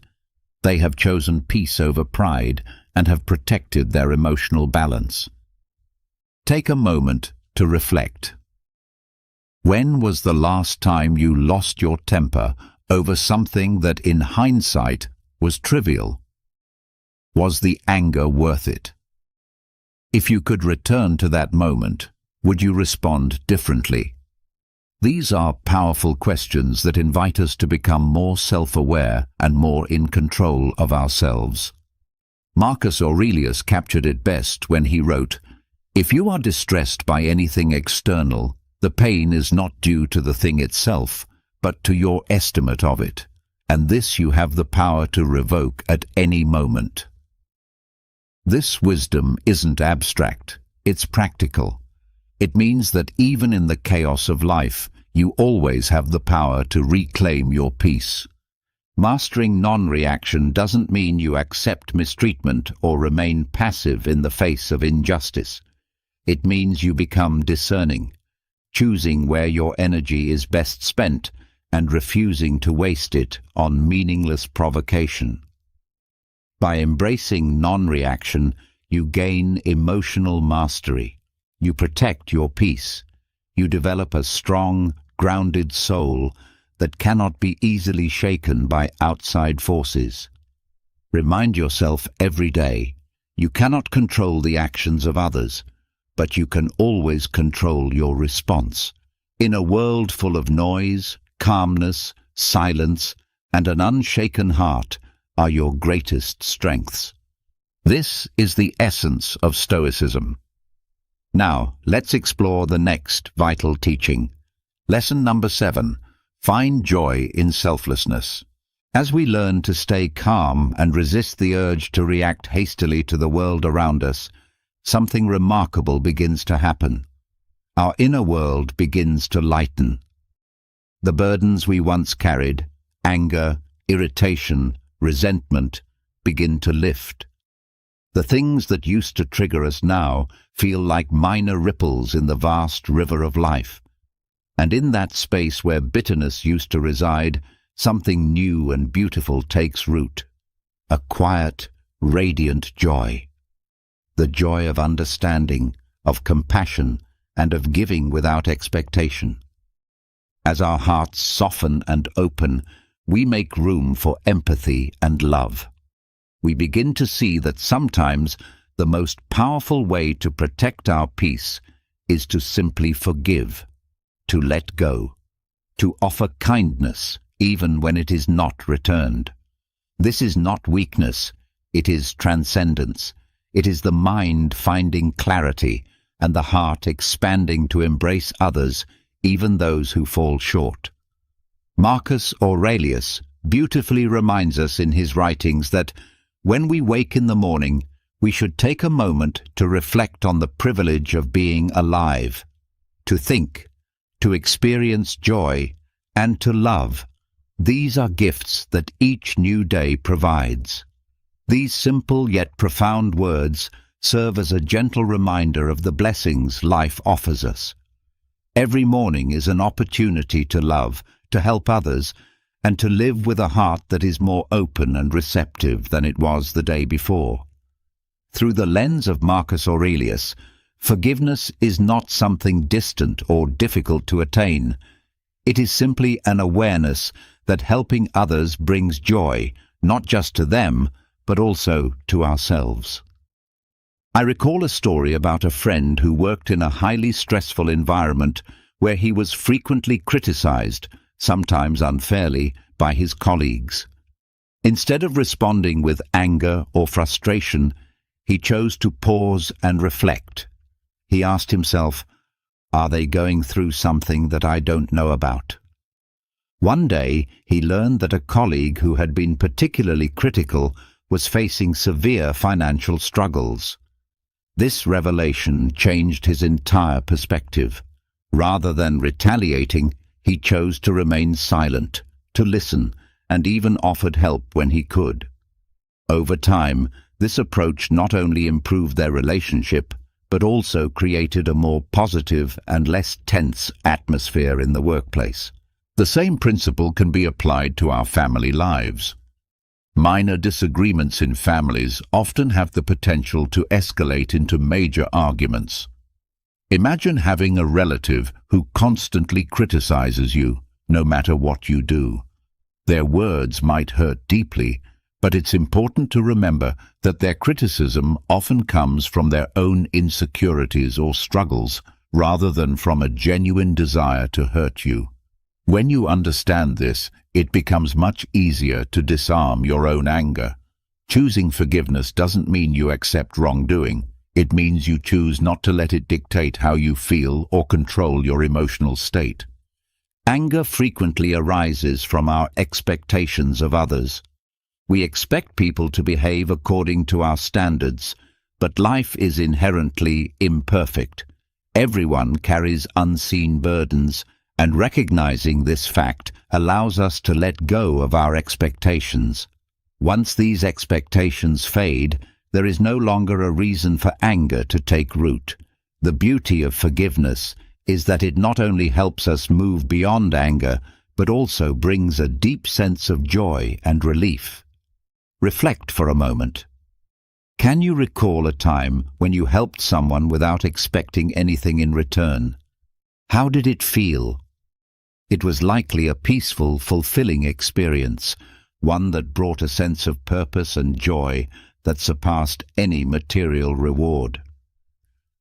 Epictetus once wisely stated, "No man is free who is not master of himself." Practicing forgiveness is not only about giving to others, it is about reclaiming control over our own emotions. It is a form of spiritual freedom, a state of peace that cannot be bought with material wealth. Modern research supports this idea. People who regularly engage in acts of kindness and selflessness report higher levels of happiness. The teachings of Stoicism, which have endured for millennia, understood this truth deeply. Forgiveness is not merely a moral virtue, it is a path to a fuller, more meaningful life. Take a moment to ask yourself, can I see this situation from the other person's perspective? What might be driving their behavior?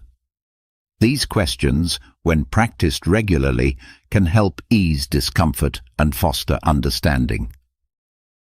When was the last time you helped someone without expecting anything in return? How did it make you feel?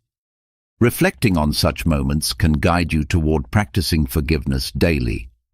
It doesn't have to be a complicated or difficult process. Sometimes it's as simple as showing patience with someone's carelessness or refraining from trying to control things that are beyond your power. Instead of clinging to anger, focus on bettering yourself. When you extend kindness to someone, be grateful for the opportunity to do so and let go of any resentment. Seneca, in his timeless wisdom, beautifully said, "Wherever there is a human being, there is an opportunity for kindness. Wherever life places us, we have the chance to offer compassion. Choose forgiveness, not just for others, but also for yourself." Through giving and understanding, we build a better world for both ourselves and those around us. Forgiveness is not just an action. It is the key to living freely and peacefully. In conclusion, we have explored 7 methods for maintaining inner peace and remaining unaffected by the anger or annoyance caused by others. These principles are not merely philosophical musings. They are practical tools that guide us toward true inner freedom. By embracing acceptance, we learn to align with life itself. By letting go of judgment, we free ourselves from the burdens of bias. By relinquishing control and embracing imperfection, we take responsibility for our emotions and practice non-reactivity. All of these steps bring us closer to genuine self-mastery. Along this journey, finding joy in compassion becomes the greatest gift we can offer, not just to others, but to ourselves as well. If you found this video helpful and have not yet liked it, please take a moment to do so. Your support truly helps us spread these positive values. Don't hesitate to share this video with your loved ones, as even a small message can brighten someone's day. And be sure to subscribe to the channel so you don't miss out on more inspiring content coming your way. Thank you for being here, and I look forward to seeing you in the next video. Have you ever been stopped by someone who just couldn't believe your age? Maybe they thought you were years, if not a decade, younger than you actually are. At first, it might seem like just a compliment. But what if I told you that looking younger than your age isn't just about good genes or skin care? It's a sign, an indicator of something much deeper, something hidden within your psychology, your mindset, and even your life choices. People who look younger often share distinct psychological traits, and today I'm about to reveal what they are. If you've ever been told you don't look your age, pay close attention, because this might explain why. Before we begin, make sure to hit that like button and subscribe, because I'll be sharing more eye-opening content like this, and you don't want to miss out. 1. You have an unbreakable spirit. Have you ever noticed how some people go through the worst storms in life, yet still manage to look untouched by time? They face heartbreak, betrayals, financial struggles, and personal losses.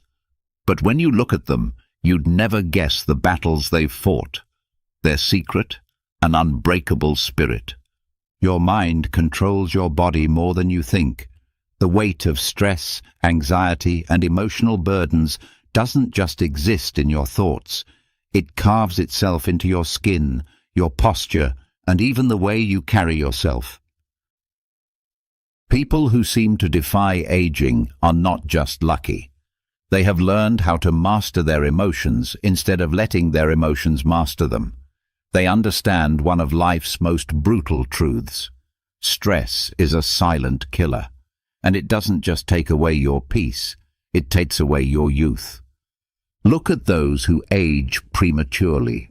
More often than not, they are people who have allowed stress to consume them. They dwell on their failures, hold on to grudges, and live in a constant state of worry.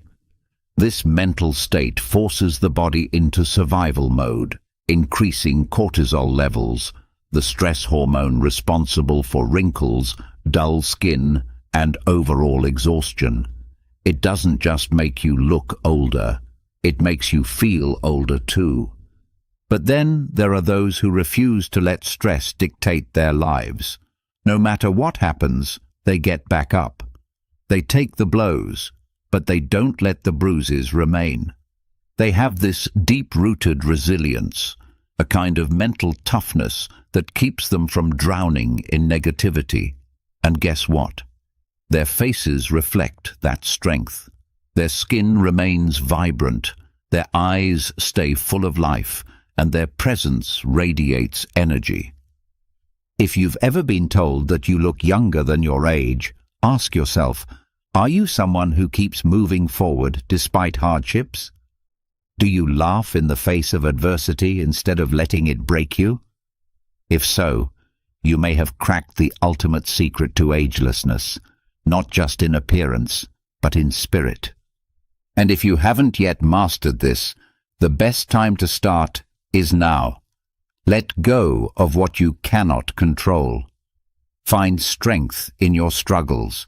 Refuse to be defeated, because while life will try to wear you down, only you have the power to decide whether it leaves a mark on your soul or your face.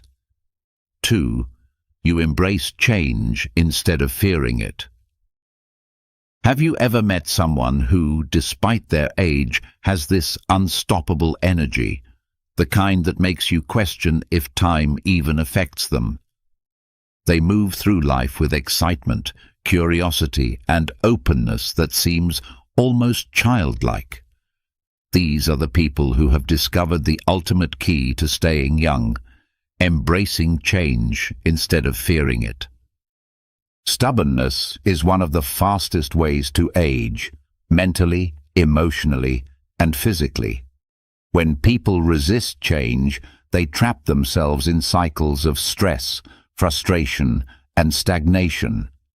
Their minds grow rigid, their habits repetitive, and their bodies begin to reflect the weight of their unwillingness to adapt. This resistance doesn't just affect their mood, it manifests in their posture, their expressions, and even the way they carry themselves. You've probably seen it, the frown lines, the stiffness, the energy of someone who is simply existing rather than truly living. Now think about those who seem ageless, even in their 50s, 60s, or beyond. They are the ones who don't let time define them. Instead of clinging to the past, they welcome new experiences. Instead of saying, "I'm too old for this," they say, "Why not?" They are lifelong learners, willing to grow, evolve, and try things outside of their comfort zone. This flexibility isn't just good for the soul, it's a powerful anti-aging weapon. Science backs this up. People who constantly learn new skills, explore different ideas, and remain socially and intellectually engaged maintain stronger brain function and healthier bodies. Their minds stay sharp and their spirits remain lively, which naturally reflects in their appearance. There's a certain glow to someone who embraces life with open arms. Their faces don't carry the heaviness of regret or the stiffness of resistance. Instead, they radiate a youthful energy that is undeniable. So if you ever wonder why some people look much older than they are, while others seem to defy time, look at their attitude toward change. Those who resist it age faster, both inside and out. But those who flow with life, who see every twist and turn as an adventure, remain youthful not just in looks, but in spirit. The truth is, aging isn't just about the passing of years. It's about how you respond to the changes that come with them.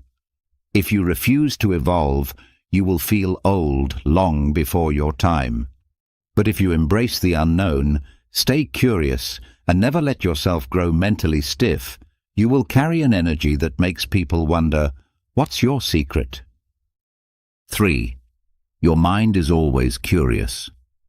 Have you ever met someone whose energy is so vibrant, so alive, that they seem untouched by time? They could be 40, 50, or even 60, yet they have the spark of someone half their age. What's their secret? It's not just good genetics or a fancy skincare routine. It's their curiosity. Most people assume that youth is only about how you look, but that's a lie. True youth starts in the mind. The moment you stop being curious, stop asking questions, stop learning, you start aging in ways that no anti-aging cream can fix. A dull mind leads to a dull body. People who let life become repetitive, who settle into routines without ever exploring new things, slowly lose the energy that once made them shine. You can see it in their posture, in their tired eyes, in the way they speak. They aren't living, they're simply existing. Now contrast that with someone who is endlessly curious. These are the people who never stop learning, who always want to know more about the world, about people, about themselves. They pick up new hobbies, ask deep questions, challenge their own thoughts, and see life as an adventure rather than a burden. Their minds stay sharp, and as a result, their bodies follow. Science backs this up. Mental stimulation keeps the brain active, reducing cognitive decline and even slowing down the aging process. But curiosity does more than just keep your mind fresh. It changes your entire energy. Have you ever noticed that people with youthful curiosity have a certain glow? Their eyes are brighter, their expressions are more animated, and they carry an aura of excitement. They don't see life as something that's slipping away. They see it as something to keep discovering, and that mentality alone reflects in their physical appearance. So if people often tell you that you look younger than your age, take a moment to think. Are you someone who is always curious? Do you find joy in learning new things? Do you challenge yourself to grow instead of just going through the motions? If the answer is yes, then you've unlocked one of the most powerful secrets to staying young. Because the truth is, youth isn't just about the years you've lived. It's about the fire in your mind. Keep that fire alive, and time will never truly catch up with you. 4. You express your emotions freely. Have you ever noticed how some people carry the weight of the world on their faces? Their eyes seem tired, their expressions hardened, and their presence feels heavy, as if life itself has worn them down. Now compare them to those who look younger than their age. Their faces are lighter, their eyes brighter, and there's a softness in the way they carry themselves. What's the difference? Emotional expression. Emotions are not meant to be locked away. When you suppress your feelings, whether it's sadness, anger, frustration, or even joy, you create an inner tension that your body absorbs. It builds up like poison, increasing stress levels, tightening your muscles, and manifesting as deep lines on your face. Years of unexpressed emotions don't just weigh down your mind, they physically alter your appearance. Think about someone who holds in their emotions all the time. They keep a straight face, never allowing themselves to fully laugh, cry, or speak their truth. Over time, this emotional suppression takes a toll. Stress hormones like cortisol rise, accelerating aging by damaging skin elasticity, draining energy, and even weakening the immune system. These are the people who look older than they are, not because of genetics, but because of the emotional weight they refuse to release. Now look at those who age gracefully, who look younger than their years. What do they have in common? They allow themselves to feel. When they're happy, they don't hold back their laughter. When they're sad, they don't pretend to be fine. They cry, they talk, they release. They are emotionally honest, and this honesty keeps them youthful. Their faces don't carry the tension of years of unspoken words or suppressed pain. Instead, they remain expressive, vibrant, and full of life. It's no surprise that cultures that encourage open emotional expression tend to have people who appear more youthful and energetic. Emotional release is a natural anti-aging tool, one that no expensive product can replace. Studies show that people who openly express emotions tend to have lower levels of stress and better overall health, both physically and mentally. So, if you've ever been told that you look younger than your age, it might not just be because of good skincare or genetics. It could be because you don't let emotions rot inside you. You speak, you laugh, you cry, and you release. And in doing so, you free yourself not just mentally but physically. Because the truth is, the face is a reflection of the soul, and those who let their emotions flow freely, they stay young, not just in appearance, but in spirit. 5. You surround yourself with positive energy. Have you ever walked into a room and immediately felt drained, as if the air itself was heavy? Or spent time with someone who, after just a few minutes, left you feeling exhausted?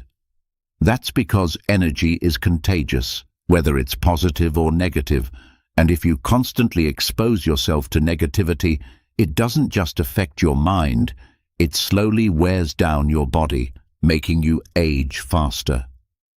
The truth is, the people you surround yourself with have a direct impact on your youthfulness. If you're constantly around individuals who complain, criticize, or drain your energy with their pessimism, it physically takes a toll on you. Stress levels rise, your body tenses up, and over time you start carrying that negativity in your posture, your face, and even your health. You see it in people who seem far older than their actual age. Tired eyes, deep frown lines, and an overall heaviness in their presence. But then there are those who look effortlessly young, no matter their age. They have a radiance, a glow, an energy that feels alive. What's their secret? They carefully choose their environment. They spend time with people who lift them up, who inspire them, who bring laughter instead of complaints. They know that negative energy is a slow poison, and they refuse to let it infect their lives. Science backs this up. Studies show that positive social interactions reduce stress hormones and even slow down the aging process at a cellular level. Laughter, genuine connection, and uplifting conversations don't just make you feel better, they keep your body younger. Ever wonder why some people seem to glow with youth despite their years? It's because they surround themselves with people who fill them with life, not drain it from them. Look around you. Are the people in your life adding to your energy or taking from it?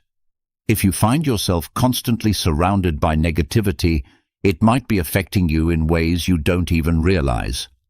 But the good news is, you have the power to change it. Choose positivity, and your body will thank you for it. Because at the end of the day, youth isn't just about how you look.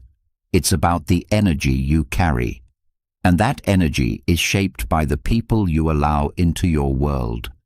So if you've been told that you look younger than your age, it might not just be luck. It could be a sign that you've surrounded yourself with the kind of energy that keeps you truly alive. 6. You live with passion and purpose. Have you ever looked at someone and thought they looked tired of life? Their face lacks expression, their posture is heavy, and their energy feels drained, as if they're just going through the motions, waiting for time to pass. Now contrast that with someone who radiates life, someone who speaks with excitement, whose eyes light up when they talk about their dreams, whose presence feels electric. The difference? Passion, purpose, a reason to wake up every morning. People who lack passion often appear older than their years.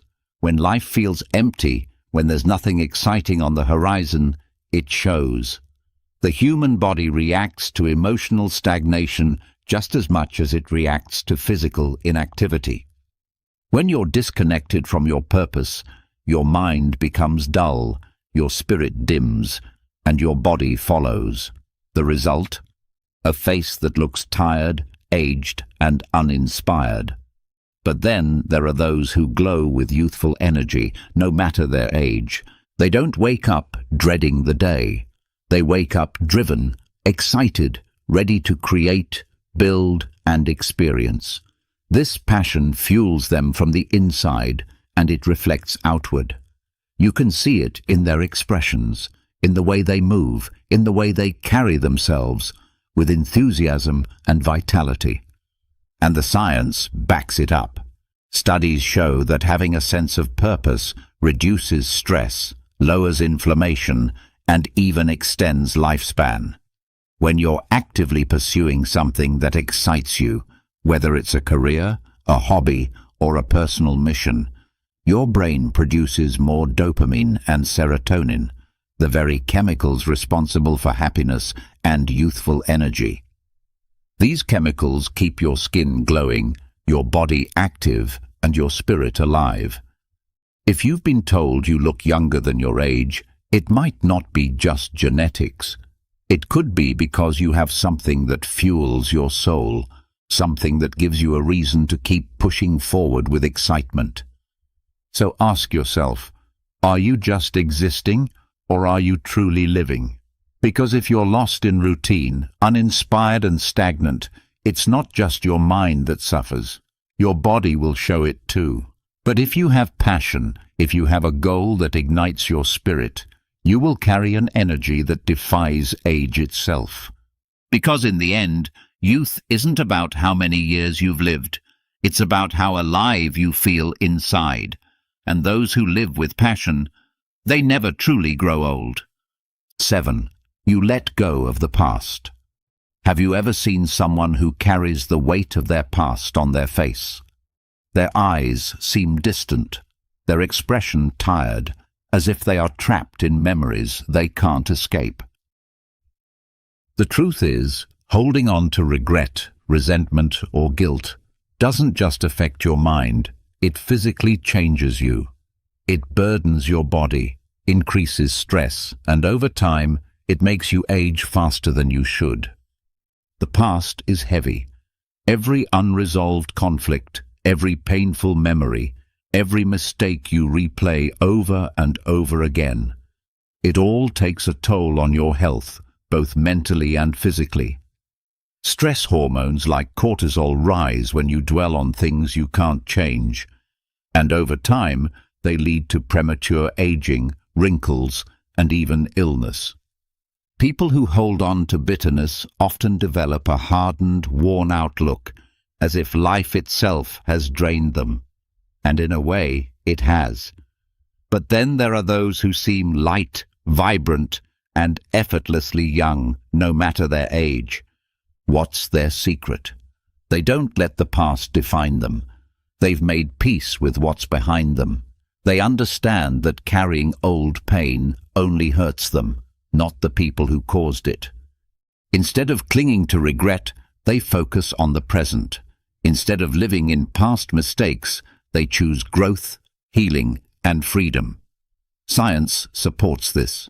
Studies have shown that people who practice forgiveness and mindfulness have lower levels of stress, better immune function, and even a longer lifespan. When you let go of grudges and regrets, your body follows suit. It releases tension, repairs itself, and allows you to maintain a youthful, radiant presence. If you've been told that you look younger than your age, it might not be just genetics. It could be because you refuse to let the past weigh you down. You've chosen to live in the moment, to move forward instead of looking back. And that mindset, it keeps you young inside and out. So ask yourself, what are you still holding on to? Is it anger, guilt, resentment? Whatever it is, it's not just hurting your soul, it's aging you. But the moment you decide to let go, to stop carrying what no longer serves you, you'll feel something incredible. Lighter, freer, younger. Because in the end, the past is a burden, and those who release it, they carry a glow that time can't touch. So if you've ever wondered why you look younger than your age, now you know. It's not just about genetics, but about your mindset, your lifestyle, and your energy. And if you don't look younger yet, maybe it's time to adopt these powerful psychological habits. If you found this video insightful, don't forget to hit that like button and subscribe for more content that reveals the hidden truths about life and psychology. Share this with someone who always gets mistaken for being younger. They might find it just as fascinating as you did. And now, tell me in the comments, what's the craziest age mistake someone has made about you? I'd love to hear your stories.